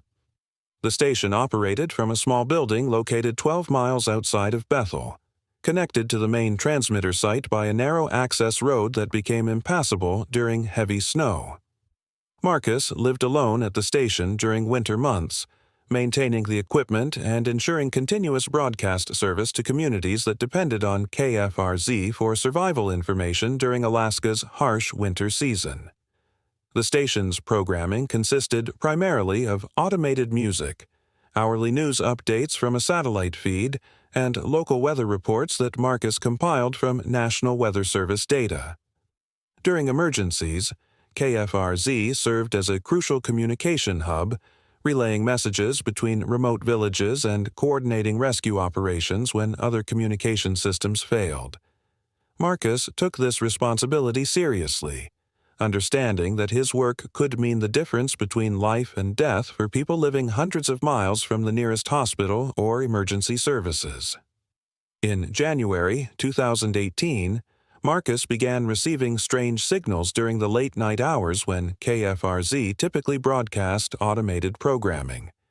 The signals appeared on frequencies adjacent to the station's assigned broadcast band, creating interference that occasionally bled into the main programming.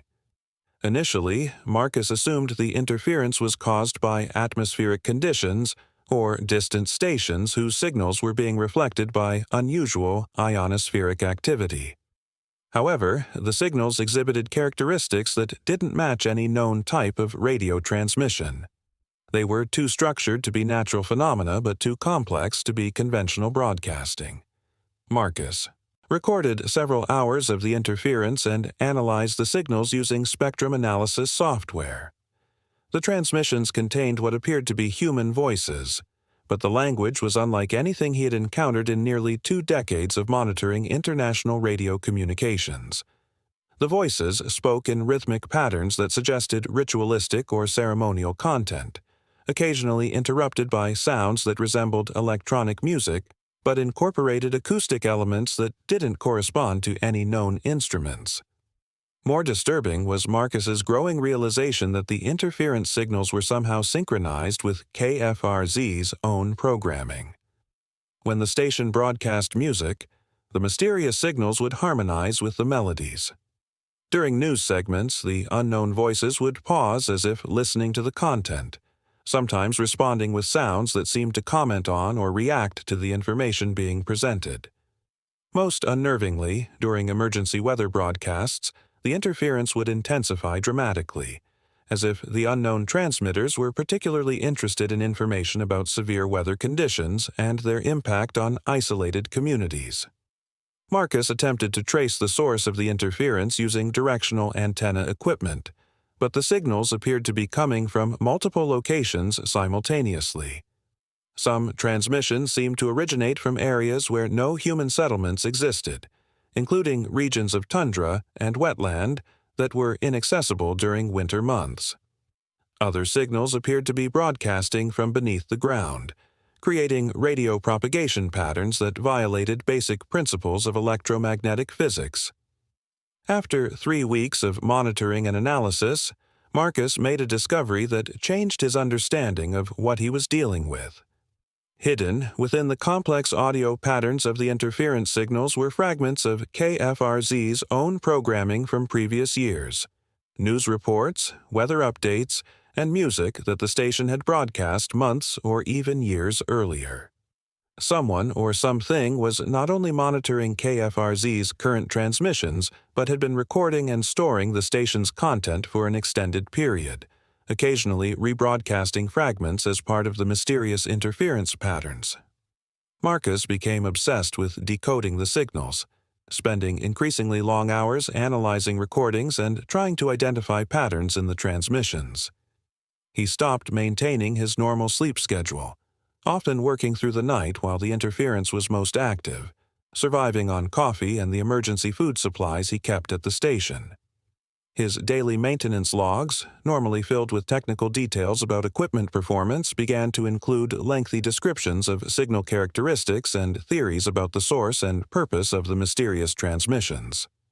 It was during the 4th week of his investigation that Marcus made contact with the source of the interference. While adjusting KFRZ's transmission parameters to minimize the impact of the unknown signals, he accidentally created a frequency overlap that allowed direct two-way communication. A voice speaking clear English responded to his technical adjustments, introducing itself as Station Deep Tundra, and explaining that they had been monitoring KFRZ's broadcasts for educational purposes. The voice belonged to someone who identified himself as Dr. William Hendricks, claiming to be part of a research team that had been conducting long-term studies of isolated communities and their communication patterns.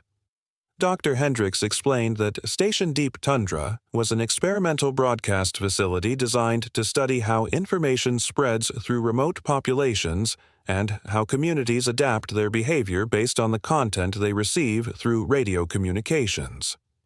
The research had been ongoing for over 15 years, he claimed, funded by government agencies interested in understanding communication dynamics in extreme environments. Marcus was initially relieved to have a rational explanation for the mysterious signals, but as his conversations with Dr. Hendricks continued, disturbing inconsistencies emerged. The research Dr. Hendricks described would have required infrastructure and personnel that couldn't exist in the remote locations where the signals appeared to originate. More troubling was Dr. Hendricks's detailed knowledge about KFRZ's listeners. He could describe individual families in isolated villages, their daily routines, their personal problems, and their responses to specific radio programming with an accuracy that suggested direct surveillance rather than academic research. Dr. Hendricks began making requests that Marcus found increasingly uncomfortable. He wanted KFRZ to broadcast specific content during certain time periods, particular songs, specially formatted weather reports, and news updates that emphasized information about community isolation and the importance of radio communication for psychological well-being.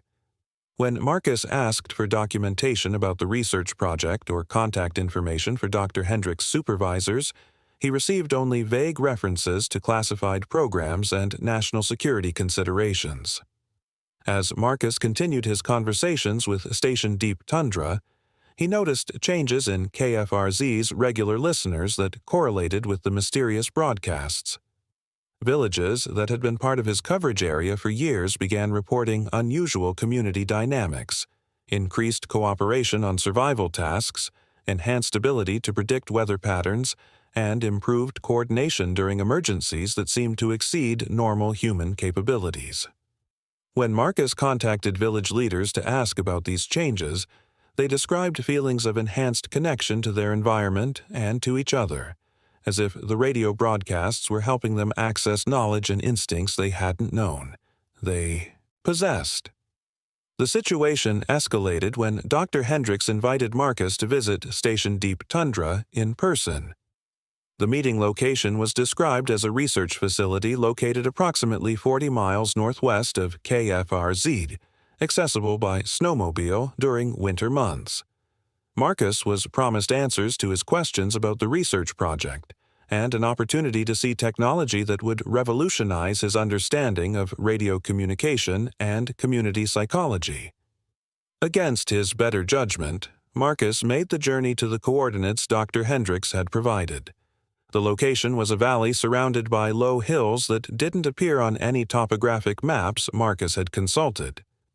At the center of the valley stood a cluster of buildings that looked like a combination of research facility and radio station, with antenna arrays and equipment shelters that incorporated technology Marcus didn't recognize.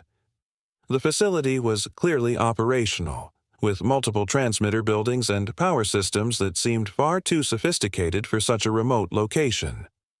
Dr. Hendricks met Marcus personally, appearing as a man in his early 60s with the weathered appearance of someone who had spent years in Alaska's harsh climate.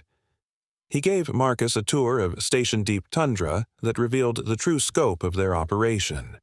They weren't just monitoring radio communications, but had been conducting a comprehensive study of human adaptation to extreme isolation, using techniques that went far beyond conventional social science research. The research team had been using carefully crafted radio programming to influence the psychological and physiological development of isolated communities throughout western Alaska. By broadcasting specific frequencies, particular types of music, and strategically selected information, they had been enhancing the survival capabilities of people living in remote areas, making them more resistant to cold, more efficient at finding food, and more capable of coordinating group activities during emergencies. The process was voluntary, Dr. Hendricks explained, activated only when listeners consciously chose to pay attention to and internalize the specially designed broadcast content. Marcus was shown documentation of the project's results. Communities that had participated in the research showed dramatically lower rates of seasonal depression, reduced incidence of survival-related accidents, and enhanced ability to maintain psychological stability during extreme weather events. The technology they had developed could potentially eliminate much of the suffering and death that occurred in Alaska's remote communities during harsh winter conditions. However, Dr. Hendricks also revealed the project's darker implications. The enhancement process was irreversible once fully integrated into a person's physiology and psychology. Participants became dependent on continued exposure to the specially designed radio signals, unable to function normally, if they moved outside the broadcast coverage area. More disturbing was the fact that enhanced individuals gradually lost interest in maintaining contact with non-enhanced human populations, preferring the company of others who had undergone the same adaptation process. Dr. Hendricks offered Marcus the opportunity to undergo the enhancement process himself, explaining that it would make him the most effective broadcast engineer in Alaska, while allowing him to better serve the communities that depended on KFRZ for survival information. The process would enhance his technical skills, improve his ability to predict equipment failures, and give him intuitive understanding of how different types of programming affected listener psychology and behavior. Marcus declined the offer and returned to KFRZ, but he found that his brief exposure to Station Deep Tundra's technology had already begun affecting him.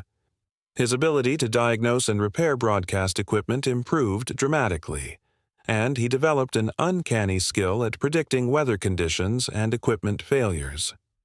More disturbing was his growing awareness that many of KFRZ's regular listeners had already been enhanced by long-term exposure to the mysterious signals, creating a network of modified individuals throughout western Alaska who were slowly becoming something other than entirely human. Marcus reported his encounter to the Federal Communications Commission, but his account was immediately classified and transferred to agencies that didn't officially exist. Within a week, he received orders to shut down KFRZ permanently and relocate to a desk job in Anchorage, officially due to budget cuts but actually to remove him from the broadcast environment where he might continue to be influenced by Station Deep Tundra's transmissions. The area around the former KFRZ transmitter site has been designated as a radio frequency research zone, officially for testing new emergency communication systems, but actually for monitoring the continued activity of Station Deep Tundra. Federal monitoring stations detect ongoing transmissions from the facility, but attempts to locate and investigate the site have been unsuccessful.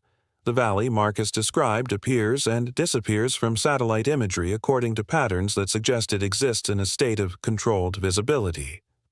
Marcus currently works as a broadcast consultant in Anchorage, but he maintains that his encounter with Station Deep Tundra revealed just one example of a much larger phenomenon.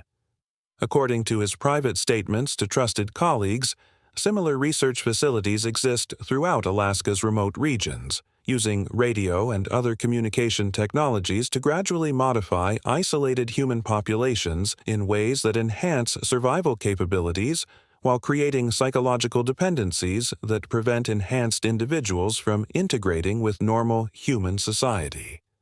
Most disturbing are reports from other broadcast engineers and amateur radio operators throughout Alaska who describe receiving similar mysterious signals and contact attempts from unknown research facilities. These reports are systematically investigated and classified, but the pattern suggests that Station Deep Tundra's enhancement research is expanding, with new facilities being established and new communities being targeted for participation in what appears to be a long-term project to create modified human populations adapted for survival in extreme environments but psychologically isolated from mainstream human civilization. Today, emergency responders throughout western Alaska report encountering individuals and communities that exhibit survival capabilities that exceed normal human limits.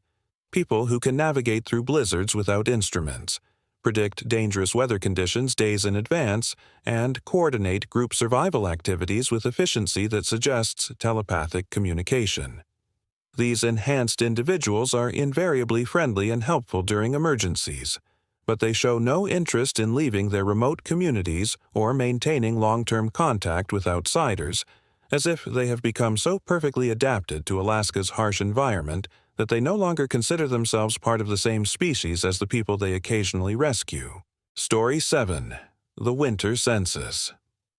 Number 7 on our countdown involves a routine government assignment that became a nightmare so profound it led to the creation of new federal protocols for conducting population surveys in remote areas and established restricted zones that remain classified to this day. Catherine Morrison had worked as a census enumerator for the U.S. Census Bureau for 12 years, specializing in hard-to-count populations in America's most remote regions. She had conducted surveys in Appalachian hollows where residents viewed government representatives with deep suspicion, tracked down off-grid families living in Montana wilderness areas, and documented populations in Native American communities that maintained traditional lifestyles far from modern infrastructure.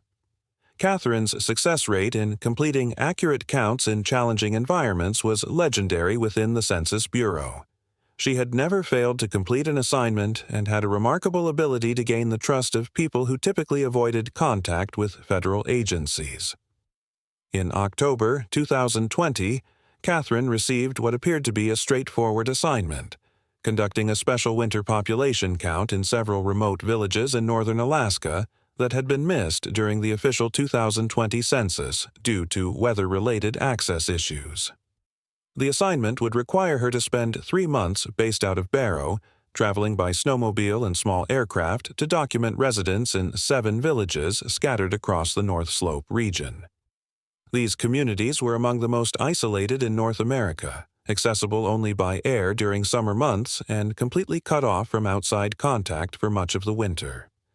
Catherine was provided with detailed maps, satellite phone communication equipment, and logistical support from local bush pilots who specialized in Arctic operations.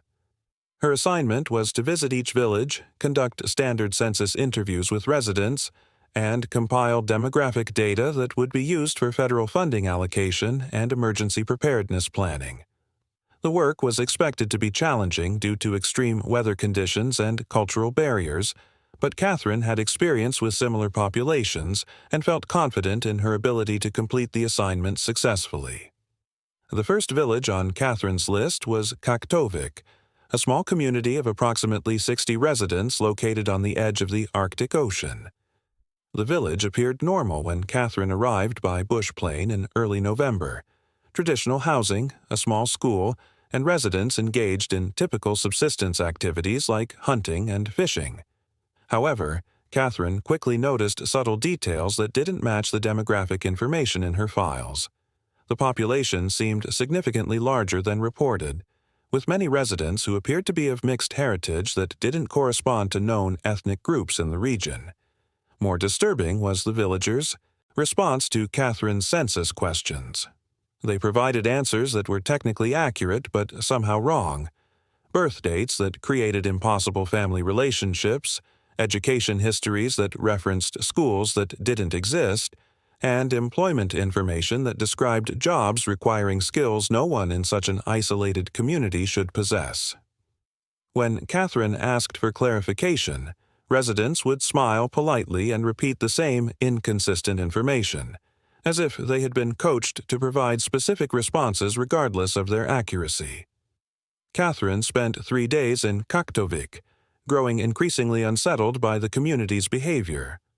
Residents were friendly and helpful, providing her with food and shelter and assisting with her documentation work, but there was an artificial quality to their interactions that reminded her of actors following a script rather than genuine human relationships. Children played games that seemed too sophisticated for their stated ages. Adults discussed current events with knowledge that shouldn't have been available in such a remote location, and everyone demonstrated survival skills that exceeded what Catherine had observed in other Arctic communities. The second village, Anaktuvuk Pass, presented even more disturbing anomalies. According to Catherine's records, the community had a population of approximately 300 residents, but she encountered nearly twice that number during her visit. When she questioned village leaders about the discrepancy, they explained that many residents had recently returned from seasonal work or extended family visits, though the timing and logistics of such movement didn't make sense given the community's isolation and the harsh weather conditions.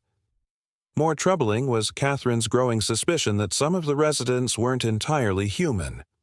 While conducting interviews, she noticed that several individuals exhibited physical characteristics that seemed subtly wrong.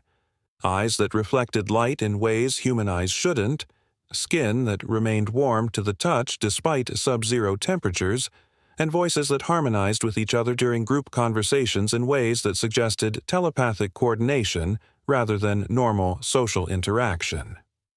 Catherine began documenting these observations in her private notes, though she was careful not to include them in her official census reports. She photographed residents during interviews, ostensibly for identification purposes, but actually to create evidence of the unusual characteristics she was observing. When she reviewed the photographs later, she discovered that many of the images showed distortions and anomalies that didn't match what she had observed with her own eyes, figures that appeared multiple times in single frames, shadows that didn't correspond to the lighting conditions, and facial features that seemed to shift between shots. The third village, Nuiksut, was where Catherine first encountered direct evidence that her census assignment was not what it appeared to be. While reviewing population records at the village's small administrative office, she discovered files that referenced a population enhancement project dating back over 20 years. The documents described a program designed to optimize human adaptation to extreme Arctic conditions through selective recruitment and enhancement of suitable candidates. The files included detailed medical and psychological profiles of residents, tracking changes in their capabilities and behavior over extended periods. According to the documents, The Population Enhancement Project was a joint initiative between several federal agencies, designed to create human populations capable of surviving and thriving in Arctic conditions that would be lethal to normal individuals. The project recruited volunteers from existing native Alaskan communities, offering enhanced cold resistance, improved navigation abilities, and extended lifespans in exchange for permanent residence in designated research communities. The enhanced individuals served as test subjects for studying human adaptation, while also functioning as a strategic population reserve capable of maintaining American presence in Arctic regions under extreme climate conditions. Catherine confronted the village leaders about the documents, but they responded with the same artificial friendliness she had encountered throughout her assignment. They explained that the Population Enhancement Project was a beneficial program that had improved quality of life for residents while contributing to important scientific research. The enhanced individuals were healthier, more capable, and more psychologically stable than normal humans, they claimed, and the project represented a positive evolution in human adaptation to challenging environments. The village leaders revealed that Catherine's census assignment was actually a recruitment evaluation. She had been selected as a potential candidate for the enhancement process based on her demonstrated ability to work effectively in remote environments and her psychological profile indicating strong adaptation to isolation and cultural challenges. The fake census assignment had allowed project administrators to observe her behavior under controlled conditions while gradually introducing her to the enhanced communities she would potentially join. Catherine was offered the opportunity to undergo the enhancement process herself, which would make her the most effective census worker in federal service while allowing her to contribute to research that could help humanity adapt to climate change and resource scarcity. The process would improve her physical health, extend her lifespan, and give her abilities that would make her invaluable for conducting population research in extreme environments around the world. When Catherine refused the offer, the village leaders expressed disappointment but no anger. They explained that the enhancement process was always voluntary and that individuals who declined were free to leave with their memories of the project intact. However, they also warned that knowledge of the Population Enhancement Project was classified at levels that made unauthorized disclosure a federal crime punishable by imprisonment, and that Catherine would be monitored for the rest of her life to ensure her compliance with security protocols. Catherine completed her census assignment as quickly as possible, visiting the remaining villages and documenting populations that she now understood were part of an extensive network of enhanced human communities throughout northern Alaska. Each village showed the same patterns: populations that exceeded official records, residents with capabilities that exceeded normal human limits, and evidence of ongoing research programs designed to create modified human populations adapted for survival in extreme Arctic conditions. The census data Catherine submitted was immediately classified, and she was debriefed by agents from agencies that didn't officially exist. Her written reports were replaced with sanitized versions that described normal population counts and routine demographic information, while her photographs and private notes were confiscated and classified at levels that required security clearances Catherine didn't possess. Catherine was reassigned to census work in temperate regions and prohibited from accepting assignments that would take her to Alaska or other Arctic territories. Officially, this was due to budget constraints and reorganization of regional responsibilities, but Catherine understood that she was being kept away from areas where she might encounter additional enhanced populations or continue investigating the Population Enhancement Project. The most disturbing aspect of Catherine's experience wasn't just the discovery of modified human populations, but the realization that her recruitment evaluation had been successful despite her refusal to undergo enhancement. Her psychological profile and demonstrated capabilities had qualified her for future contact, and she began receiving subtle approaches from individuals who claimed to represent various government agencies but were actually connected to the Population Enhancement Project. These contacts offered Catherine consulting opportunities, research positions, and census assignments that would take her to other remote regions where similar enhancement programs were allegedly operating. The offers were always voluntary and never accompanied by threats or pressure, but Catherine understood that the project administrators were maintaining ongoing surveillance and recruitment efforts, waiting for circumstances that might make her reconsider her decision to remain unenhanced. Catherine currently works as a census supervisor in Denver, Colorado, but she maintains that her experience in northern Alaska revealed just one component of a much larger federal program designed to create modified human populations capable of surviving climate change and resource scarcity. According to her private statements, similar enhancement projects operate in extreme environments throughout North America and possibly around the world, gradually building populations of enhanced humans who serve as both research subjects and strategic reserves for maintaining civilization under conditions that would be impossible for normal human populations. Most disturbing are Catherine's observations about the long-term goals of the Population Enhancement Project. Based on documents she reviewed and conversations with project administrators, the enhanced populations aren't intended to remain isolated in remote communities indefinitely. Instead, they represent the early stages of a gradual process designed to replace normal human populations with enhanced variants better adapted to the environmental challenges of the coming centuries. The enhanced individuals Catherine encountered showed no hostility toward normal humans, but they also showed no particular attachment to human civilization as it currently exists. They viewed themselves as an evolutionary improvement, better adapted for survival and more capable of creating sustainable communities under extreme conditions. As environmental pressures increase and traditional human settlements become less viable, the enhanced populations are positioned to serve as colonization seeds for regions that normal humans can no longer inhabit. Today, census workers and other federal employees who work in Alaska's remote regions report increasing encounters with communities that exhibit characteristics similar to those Catherine documented: populations that exceed official records, residents with enhanced survival capabilities, and evidence of ongoing government research programs that aren't reflected in public budget documents or agency organizational charts. These reports are systematically classified, and the employees who file them are reassigned to duties that don't involve contact with potentially enhanced populations. The implications of Catherine's discoveries extend far beyond population counting or scientific research.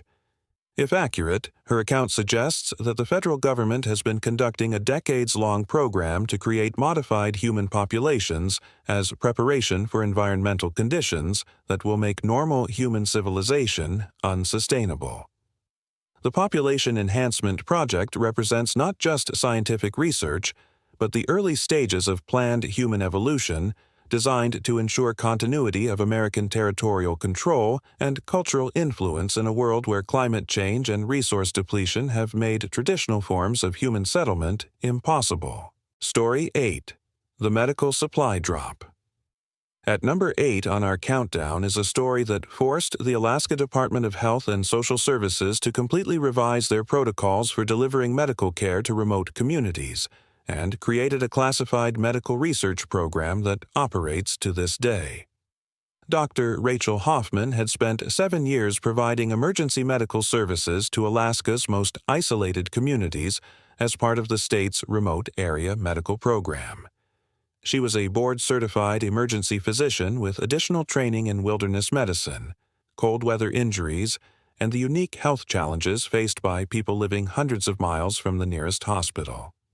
Rachel had delivered babies in hunting cabins during blizzards, performed emergency surgery in village community centers using improvised equipment, and once kept a patient alive for 18 hours during a medical evacuation that required 3 different aircraft due to severe weather conditions. Rachel's specialty was providing medical care under impossible conditions, using creativity and determination to save lives when conventional medical resources were unavailable. She had developed innovative techniques for treating frostbite using locally available materials, created emergency protocols for managing trauma cases that had to wait days for evacuation, and trained village health aides to perform medical procedures that normally required physician supervision. Her reputation among Alaska's remote communities was legendary. People would request her specifically for medical emergencies, and village leaders trusted her judgment even when her treatment recommendations contradicted traditional healing practices. In February 2021, Rachel received an emergency medical consultation request from the village of Shungnak, a community of approximately 300 residents located in northwestern Alaska, about 60 miles north of the Arctic Circle. The village health aide reported an outbreak of unusual illness affecting nearly half the population, with symptoms that didn't match any known disease patterns.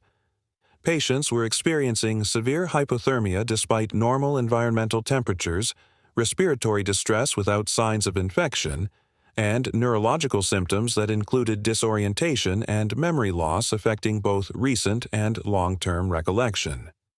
The situation was complicated by weather conditions that made immediate evacuation impossible. Sustained winds of over 50 miles per hour and temperatures below -40 degrees had closed the village's small airstrip and made helicopter operations too dangerous to attempt. Rachel would have to provide medical guidance through radio consultation until weather conditions improved enough to allow her to reach the village in person, a delay that could last several days or even weeks depending on the severity of the storm system affecting the region. Rachel established communication with Martha Kunuk, Shungnak's experienced village health aide who had been providing basic medical care to the community for over 15 years. Martha described patient symptoms in detail that suggested some form of environmental poisoning or exposure to toxic substances, though no potential sources of contamination had been identified in the village. The affected residents showed signs of systemic organ dysfunction that was progressing rapidly, and Martha was struggling to provide supportive care with the limited medical supplies available in the village's small clinic. During their initial consultation, Martha mentioned something that immediately caught Rachel's attention.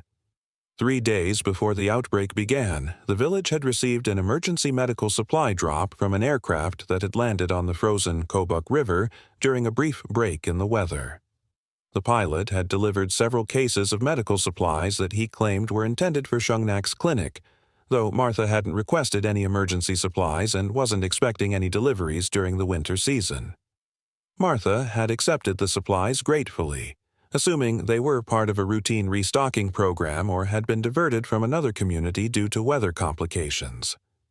The pilot had been professional and knowledgeable about the village's medical needs, providing supplies that exactly matched the types of medications and equipment Martha used most frequently.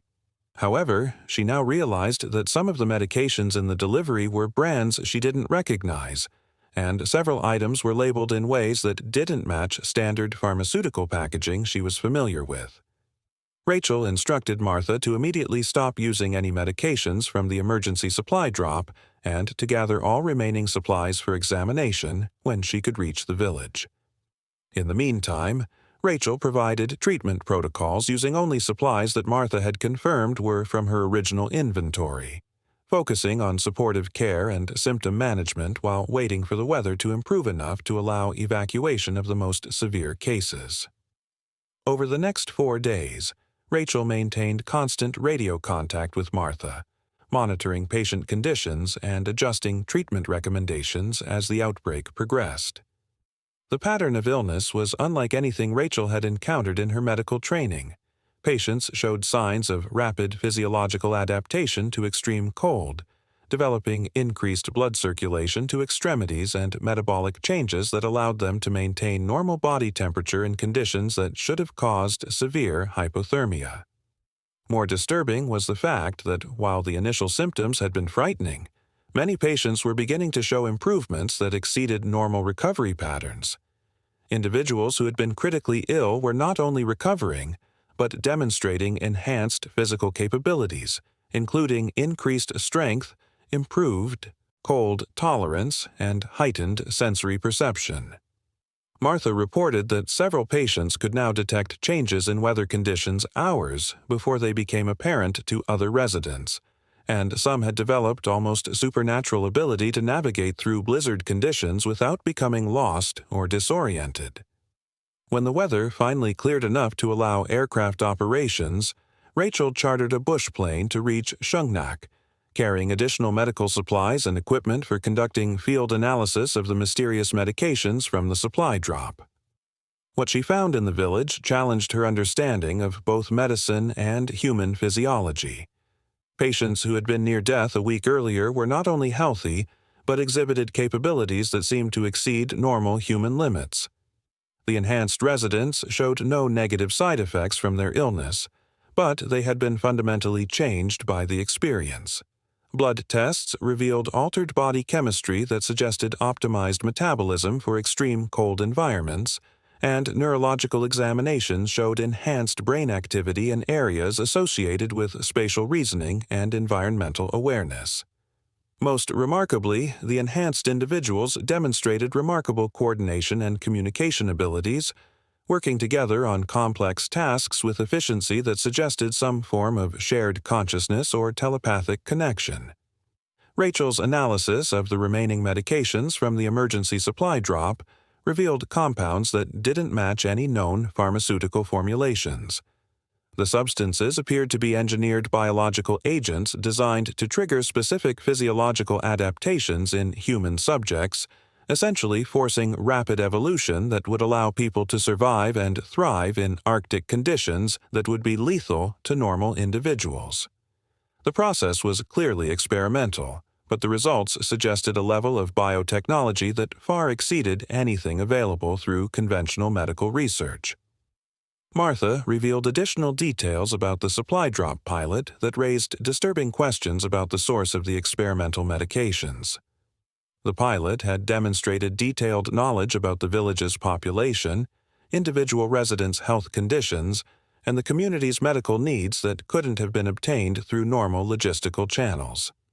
He had asked specific questions about the villagers' willingness to participate in medical research and had left behind documentation describing the supply drop as part of an ongoing Arctic Adaptation Health Initiative designed to improve survival capabilities in remote communities.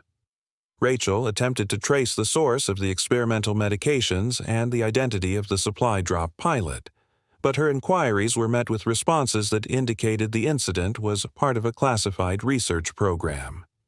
Officials from various government agencies contacted her within days of her report, explaining that the Shungnak outbreak was being investigated as part of a broader study of human adaptation to extreme environments, and that her findings were subject to national security classifications that prohibited public discussion. The residents of Shungnak who had been affected by the experimental medications showed no desire to reverse their enhanced capabilities, even when Rachel explained the potential long-term risks of participating in unauthorized medical research. They described feeling healthier, more capable, and more connected to their Arctic environment than they had ever felt before. The enhanced individuals were able to hunt and fish with unprecedented success, navigate through dangerous weather conditions safely, and coordinate community activities with efficiency that had dramatically improved their quality of life. Rachel was offered the opportunity to join the research program as a medical consultant, providing ongoing monitoring and care for enhanced populations throughout Alaska while contributing to research that could help humanity adapt to climate change and extreme environmental conditions. The position would provide her with access to biotechnology and medical resources far beyond anything available through conventional medical practice, allowing her to help communities in ways that traditional medicine couldn't accomplish. When Rachel declined the offer, citing ethical concerns about experimenting on human subjects without informed consent, she was required to sign non-disclosure agreements that prohibited her from discussing the Shungnak incident or any related research activities. Her medical license was flagged with restrictions that prevented her from working in certain remote areas where similar research programs might be operating, effectively limiting her ability to continue providing emergency medical services to Alaska's most isolated communities. Rachel currently works as an emergency physician at Alaska Regional Hospital in Anchorage, But she maintains that the Shungnak incident revealed just one example of a comprehensive program designed to create enhanced human populations adapted for survival under extreme conditions. According to her private statements, the research program operates throughout Alaska's remote regions, using medical emergencies and supply delivery operations as cover for distributing experimental enhancement agents to communities that have been selected for participation based on their isolation and traditional subsistence lifestyles. The most disturbing aspect of Rachel's account isn't just the unauthorized medical experimentation, but the systematic nature of the program and its apparent long-term goals. The enhancement process appears to be irreversible, creating permanent physiological and psychological changes that make subjects dependent on continued exposure to the experimental agents while also making them unsuitable for integration with normal human populations. Enhanced. Individuals show decreased interest in maintaining contact with the outside world and increased loyalty to their local communities, as if the enhancement process is designed to create isolated populations that serve as both research subjects and strategic reserves. Rachel's observations about the enhanced residents' capabilities suggest that the research program has achieved remarkable success in creating modified human beings adapted for Arctic survival. However, she also noted subtle signs that the enhanced individuals were becoming psychologically and culturally distinct from normal human populations, developing their own social structures and value systems that prioritized community survival over individual choice and traditional human rights concepts. Since the Shungnak incident, reports of similar medical emergencies followed by mysterious supply drops have been documented in remote communities throughout Alaska. These incidents are systematically investigated by joint task forces of medical and security personnel, but the results of these investigations are classified, and the communities involved are placed under ongoing medical monitoring that effectively isolates them from normal medical service networks. Most disturbing are reports from other medical professionals who have encountered enhanced populations during routine medical visits to remote communities. These healthcare workers describe residents with capabilities that exceed normal human limits, medical needs that don't match standard treatment protocols, and community dynamics that suggest psychological modifications accompanying the physiological enhancements. The enhanced populations are invariably healthy and cooperative, but they show characteristics that suggest they are gradually becoming something other than entirely human. Today, Alaska's Remote Area Medical Program operates under protocols that require extensive background checks for medical personnel, detailed reporting of unusual medical conditions, and immediate notification of federal authorities for any incidents involving unidentified medications or experimental treatments. These protocols are officially designed to prevent drug trafficking and ensure medication safety. But medical professionals understand that they are actually designed to monitor and contain evidence of ongoing human enhancement research that has become a permanent, if unacknowledged, component of Alaska's rural healthcare system. Story 9. The Hunting Lodge Invitation. Number 9 on our countdown involves what appeared to be an exclusive hunting opportunity that became a nightmare, revealing a conspiracy spanning decades and involving some of Alaska's most influential residents in activities that redefined the concept of predator and prey. James Patterson was a successful investment banker from Seattle who had spent 15 years building a portfolio of high-net-worth clients through his expertise in natural resource investments and his reputation for providing unique recreational opportunities to wealthy individuals seeking exclusive experiences. James specialized in arranging hunting expeditions, fishing charters, and wilderness adventures for clients who demanded privacy, luxury, and access to locations that weren't available through conventional outfitters.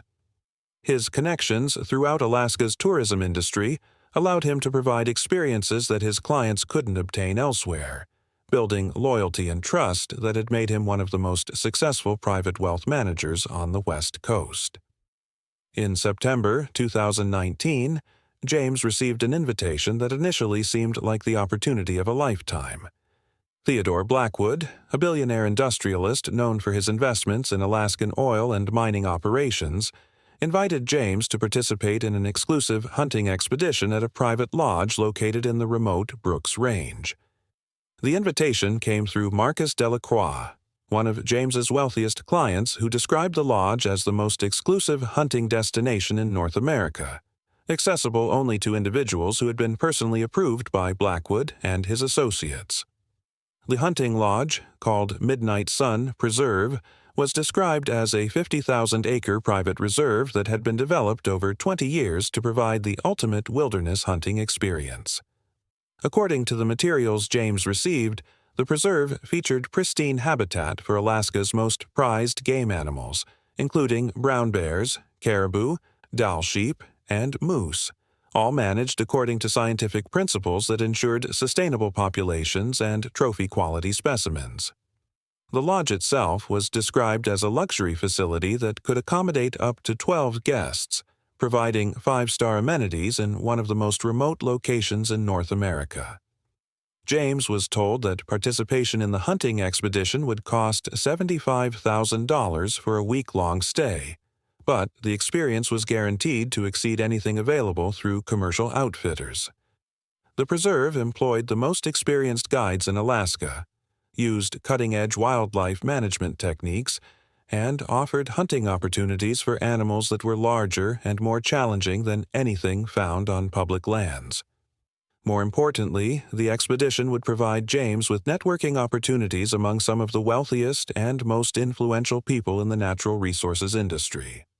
James accepted the invitation and made arrangements to travel to Alaska in mid-October, when hunting conditions would be optimal and the autumn colors would provide spectacular scenery for the expedition. He purchased premium hunting equipment, obtained the necessary licenses and permits, and prepared for what he expected to be the hunting experience of his lifetime. The logistical arrangements were handled entirely by Blackwood's staff, who provided detailed instructions for reaching the lodge while maintaining strict confidentiality about the location and the identity of other participants. The journey to Midnight Sun Preserve required James to fly to Fairbanks, where he was met by a private pilot who transported him to a remote airstrip located deep in the Brooks Range. The flight took over 2 hours through increasingly wild terrain, finally landing on a gravel strip that had been carved from the wilderness and appeared to be maintained by considerable expense and effort. The lodge itself was visible from the air as an impressive complex of log buildings situated on the shore of a pristine alpine lake surrounded by mountains that showed no signs of human development. James was met at the airstrip by Robert Sterling, the lodge's head guide, a man in his early 50s with the weathered appearance of someone who had spent decades in Alaska's wilderness. Sterling was accompanied by 2 assistant guides who helped transport James's equipment to the main lodge building, where he was introduced to the other expedition participants. The group consisted of 11 other individuals, all wealthy men between the ages of 40 and 65, representing industries including oil, mining, timber, and finance. The lodge itself exceeded James's expectations in terms of luxury and sophistication. The main building featured a grand stone fireplace, trophy mounts from previous expeditions, and furnishings that managed to be both rustic and elegant. Guest quarters were spacious and well-appointed, with amenities that rivaled 5-star hotels. The dining room featured a professional kitchen staffed by chefs trained in both gourmet cuisine and traditional wilderness cooking, providing meals that showcased local ingredients while meeting the refined tastes of the lodge's exclusive clientele. During his first evening at the lodge, James participated in a welcoming dinner where Theodore Blackwood himself addressed the group. Blackwood was an imposing figure in his early 70s, with the bearing of someone accustomed to commanding respect and obedience. He welcomed the participants to what he described as the most exclusive hunting club in the world, explaining that Midnight Sun Preserve offered experiences that couldn't be obtained anywhere else and that membership in their organization provided access to opportunities that went far beyond conventional hunting expeditions. Blackwood explained that the preserve had been developed not just for recreation, but as a research facility for studying predator-prey relationships under controlled conditions. The hunting experiences provided to lodge guests contributed to scientific understanding of wildlife behavior, while also serving as a testing ground for innovative hunting techniques and equipment. Participants were encouraged to think of themselves not just as hunters, but as collaborators in research that would advance human understanding of predation, survival, and the psychological dynamics of hunting behavior. The first 3 days of the expedition proceeded according to James's expectations, with guided hunts for caribou and Dall sheep that provided challenging but ultimately successful hunting experiences. The guides demonstrated exceptional knowledge of animal behavior and terrain navigation, leading the group to locations where trophy-quality animals were consistently available.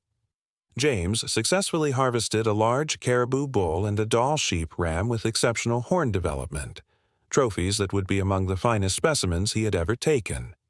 However, James began to notice subtle details that suggested the hunting experiences were more controlled than natural. The animals they encountered showed behaviors that seemed uncharacteristic. They appeared in locations and at times that were too convenient, almost as if they had been conditioned to follow specific patterns that made them predictable targets for the hunting parties. More disturbing was the guide's detailed knowledge of individual animals, referring to specific caribou and sheep by names and describing their behavioral patterns with accuracy that suggested long-term observation and possibly direct management. On the 4th day of the expedition, Blackwood announced that the group would participate in what he called the ultimate hunting experience, an opportunity to hunt prey that would test their skills, courage, and psychological fortitude in ways that conventional hunting could never provide.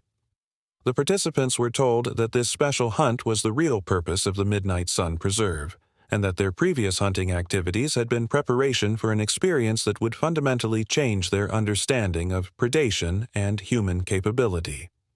James was taken, along with the other participants, to a section of the preserve that hadn't been included in their earlier hunting activities.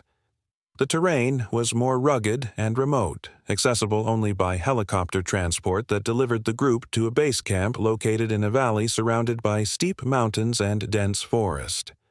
The guides provided each participant with specialized equipment including night vision devices, communication gear, and weapons that were more sophisticated than anything James had used during conventional hunting expeditions.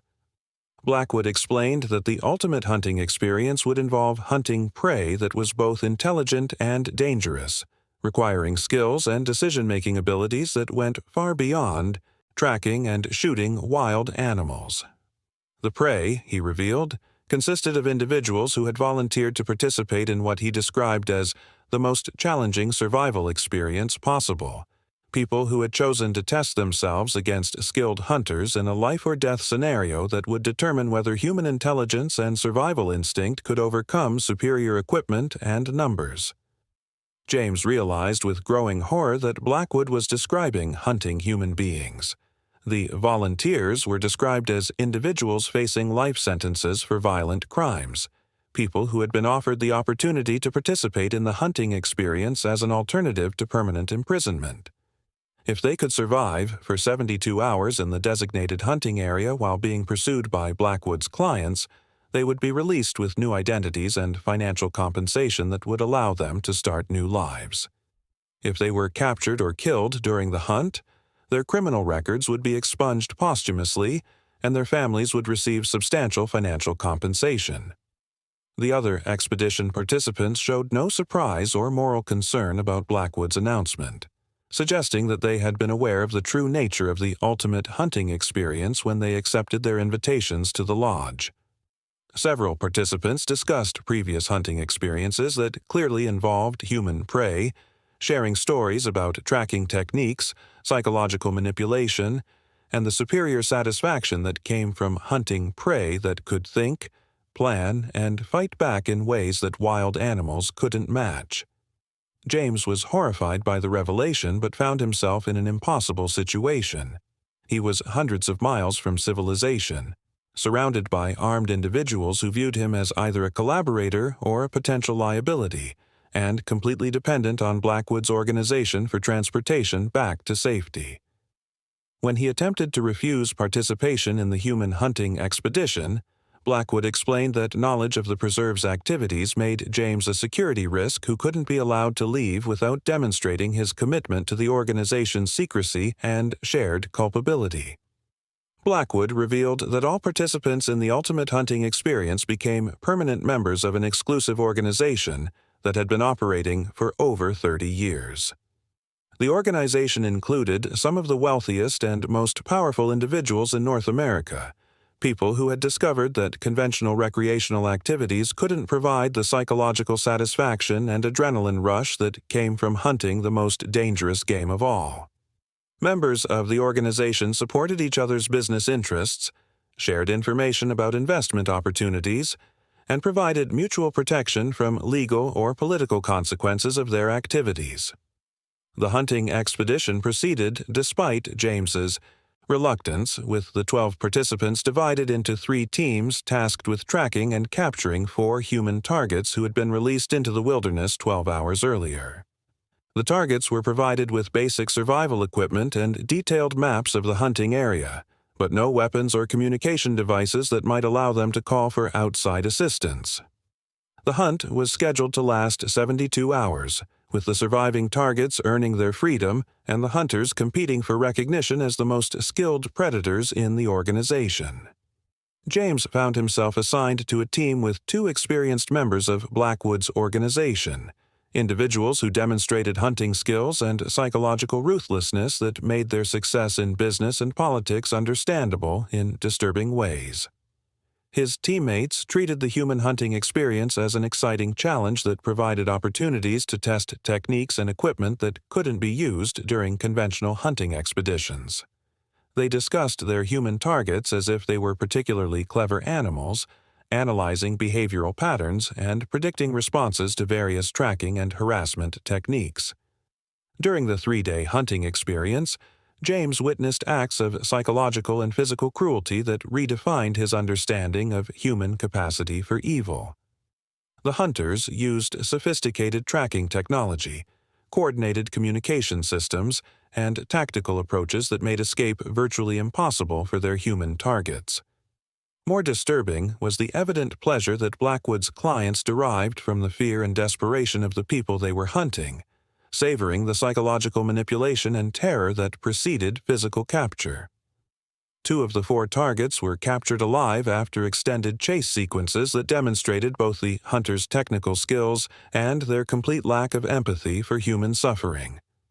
The captured individuals were returned to what Blackwood described as processing facilities, where their fate would be determined based on their performance during the hunting experience and their perceived value for future activities. The other 2 targets were killed during capture attempts, deaths that were celebrated by the hunting teams as successful conclusions to challenging expeditions. James survived the hunting experience but was forever changed by his participation in activities that violated every moral principle he had believed in.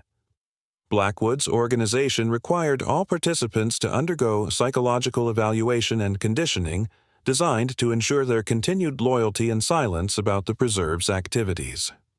James was informed that his participation in the human hunting expedition had been recorded and documented, creating evidence that could be used against him if he ever attempted to expose the organization or withdraw from their activities.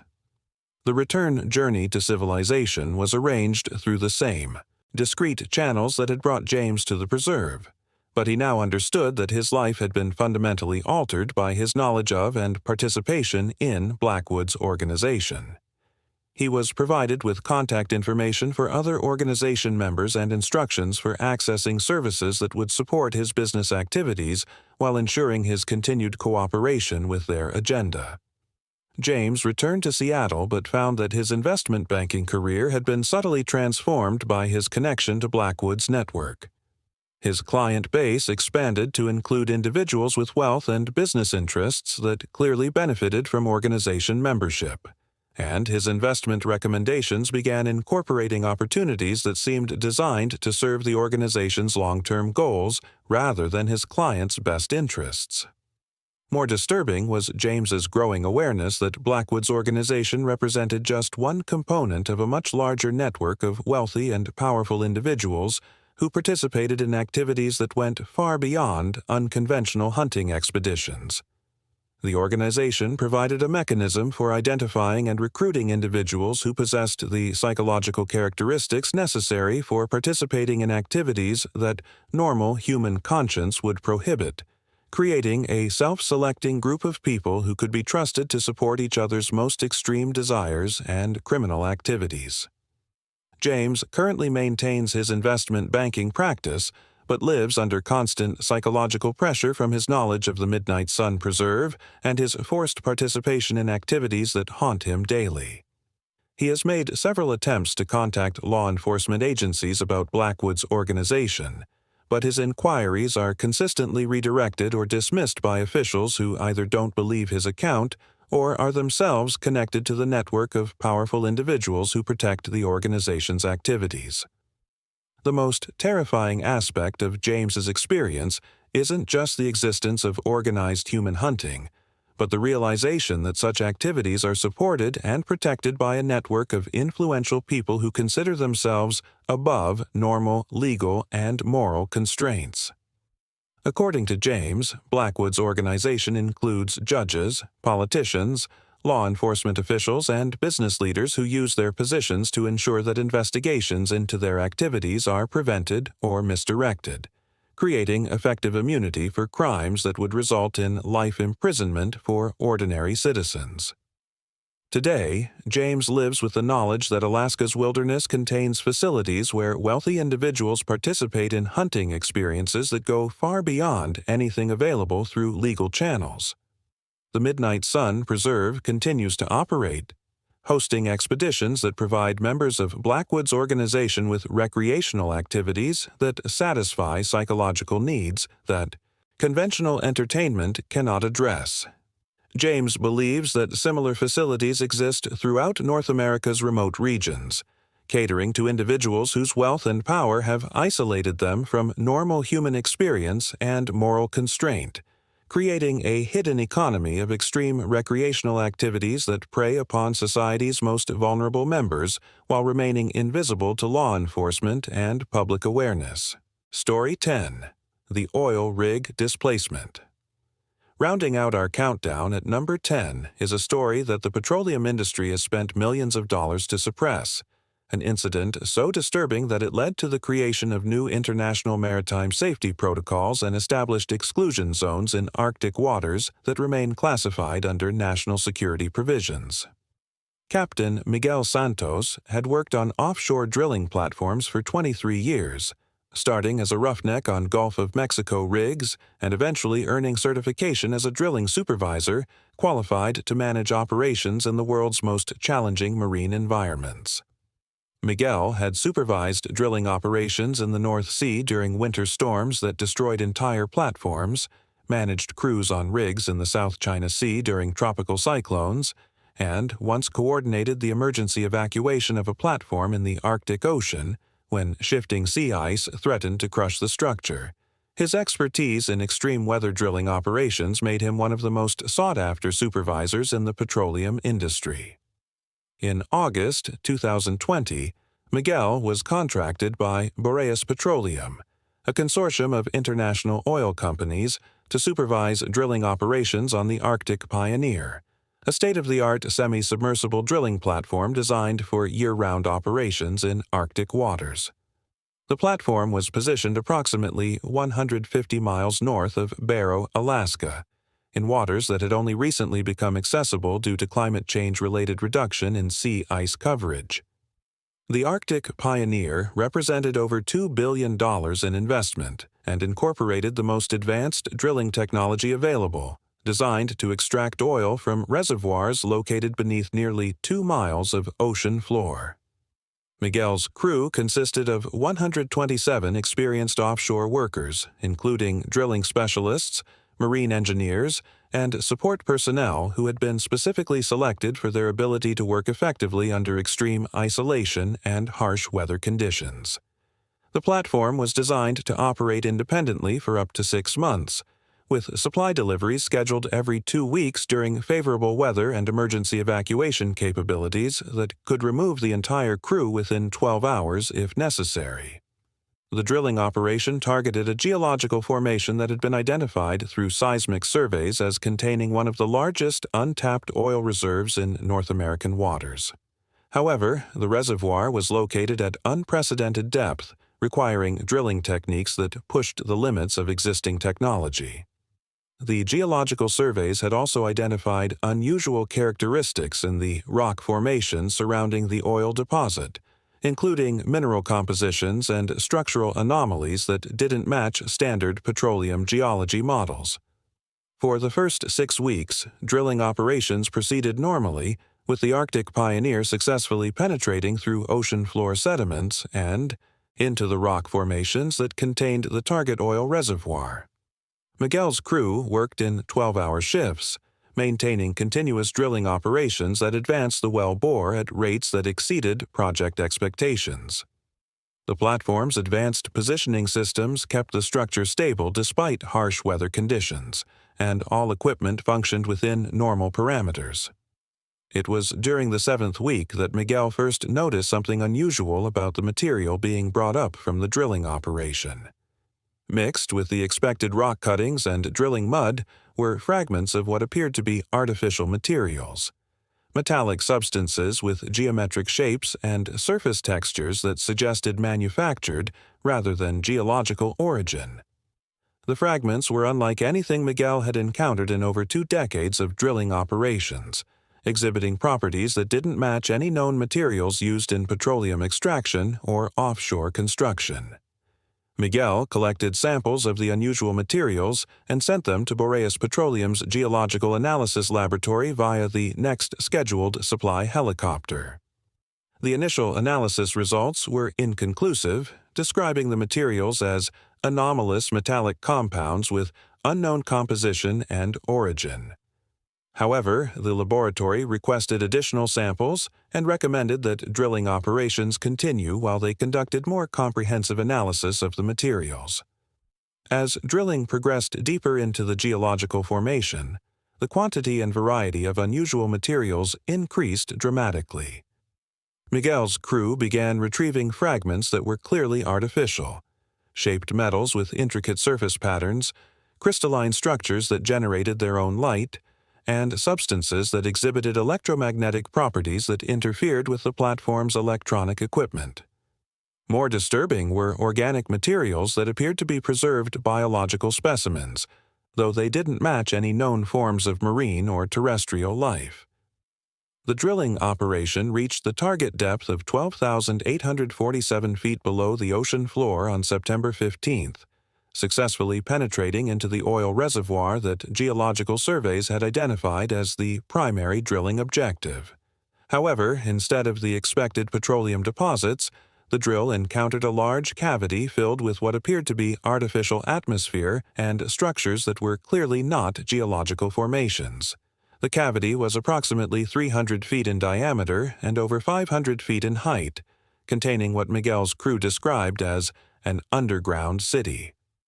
Miguel immediately halted drilling operations and reported the discovery to Boreas Petroleum's management, but his communications were intercepted by government agencies that had apparently been monitoring the drilling operation. Within 6 hours of his report, the Arctic Pioneer was visited by helicopters carrying personnel who identified themselves as representatives of multiple federal agencies, including departments that Miguel didn't recognize, and individuals whose authority seemed to exceed normal regulatory oversight. The government representatives informed Miguel that the drilling operation had encountered a classified archaeological site that had been under observation for several years. The underground structures were described as remnants of an ancient civilization that had existed in Arctic regions before the last ice age, preserved by unique geological conditions that had maintained artificial atmosphere and environmental controls for thousands of years. The discovery represented one of the most significant archaeological finds in human history, but it also posed national security implications that required immediate classification and investigation. Miguel and his crew were required to sign non-disclosure agreements that prohibited any discussion of their discovery, under penalties that included criminal prosecution for violations of national security laws.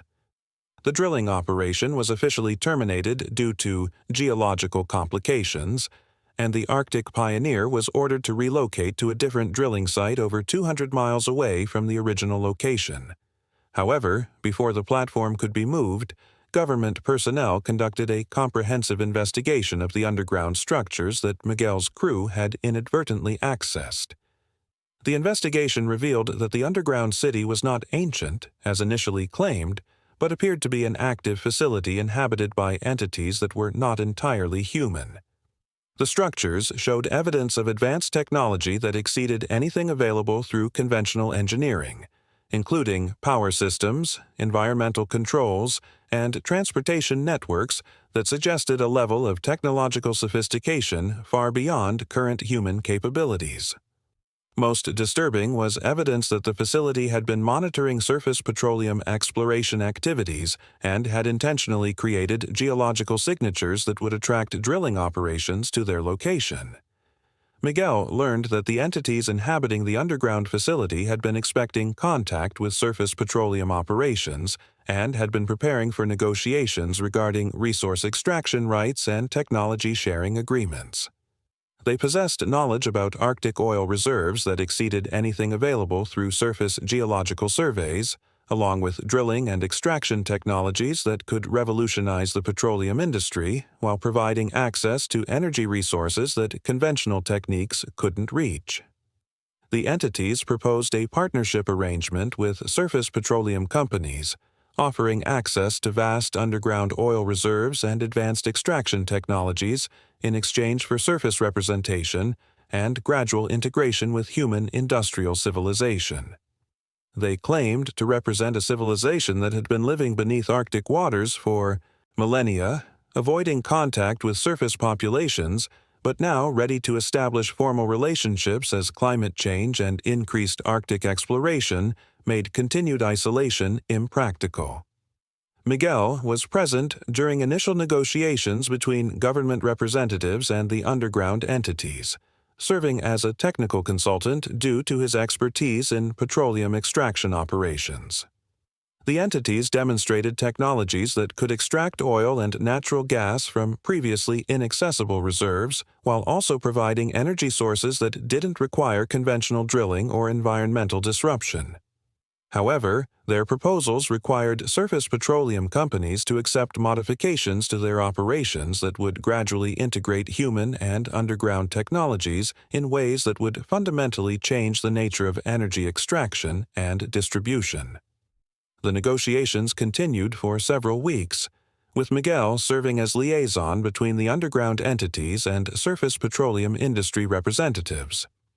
The entities showed no hostility toward human industrial activities, but made it clear that continued Arctic drilling would require their approval and cooperation, since surface operations were affecting underground infrastructure and energy systems that they had been maintaining for centuries.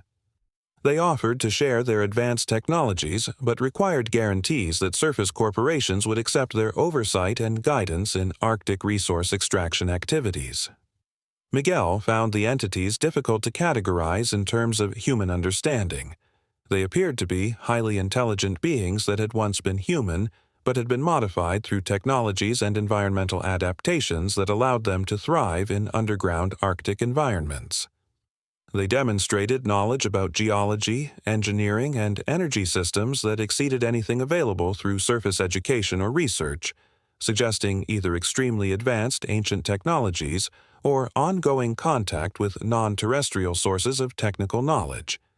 The partnership negotiations ultimately failed when surface petroleum companies and government agencies proved unwilling to accept the level of oversight and technological integration that the underground entities required as conditions for cooperation. The entities expressed disappointment but no anger about the breakdown in negotiations, explaining that they had expected surface civilization to be unprepared for the type of cooperation they were offering. However, they also made it clear that future Arctic drilling operations would be monitored and potentially interrupted if they posed threats to underground infrastructure or violated territorial boundaries that surface populations didn't recognize. Miguel was returned to surface duties but found that his career had been fundamentally altered by his knowledge of the underground civilization and the failed partnership negotiations. He was assigned to drilling operations in temperate waters and prohibited from accepting contracts that would take him back to Arctic regions. His expertise in extreme weather drilling operations was no longer considered an asset, since his security clearances prevented him from working in areas where he might encounter additional evidence of underground facilities or technological capabilities. The Arctic Pioneer was officially decommissioned due to structural problems discovered during operations, though Miguel knew the platform was perfectly functional and had been destroyed to prevent other petroleum companies from attempting to access the underground facility. The drilling site was designated as a protected marine area, officially for environmental conservation, but actually to prevent unauthorized drilling operations that might lead to additional contact with the underground civilization. Miguel currently works as a drilling consultant for onshore petroleum operations, but he maintains that his experience in Arctic waters revealed just one example of a much larger phenomenon involving non-human or modified human civilizations that have been monitoring surface industrial activities for decades. According to his private statements, similar underground facilities exist throughout Arctic regions, housing entities that possess advanced technologies and vast knowledge about energy resources while remaining hidden from surface populations that aren't ready for the type of cooperation and integration they offer. The most disturbing aspect of Miguel's account isn't just the existence of underground civilizations, but their apparent long-term strategy for gradually integrating with surface human societies. The entities he encountered showed no desire to remain isolated indefinitely, but were carefully timing their emergence to coincide with environmental and technological changes that would make cooperation with surface populations both necessary and possible. They seemed to be waiting for surface civilization to develop sufficient technological sophistication and environmental pressures that would make integration mutually beneficial rather than threatening. Since Miguel's encounter, petroleum companies operating in Arctic waters have reported increasing numbers of drilling operations that encounter unusual geological conditions, equipment malfunctions that suggest external interference, and discoveries of materials or structures that don't match normal petroleum geology. These reports are systematically classified and investigated by joint task forces of industry and government personnel, but the pattern suggests that underground entities are becoming more active in monitoring and potentially controlling surface resource extraction activities. Today, Arctic petroleum exploration operates under protocols that require extensive security clearances for personnel, immediate reporting of any unusual discoveries, and coordination with government agencies that officially don't exist. These protocols are described as environmental protection measures, but industry personnel understand that they are actually designed to manage contact with underground entities that have demonstrated both the capability and willingness to control surface access to Arctic energy resources through methods that conventional surface technology cannot counter or understand. Miguel's experience suggests that the future of Arctic resource extraction may depend not on technological advances or environmental policies, but on humanity's willingness to accept partnership with civilizations that have been waiting beneath the ice for surface populations to develop sufficient maturity and capability to participate in cooperative resource management that serves the interests of both surface and underground inhabitants of Earth's polar regions.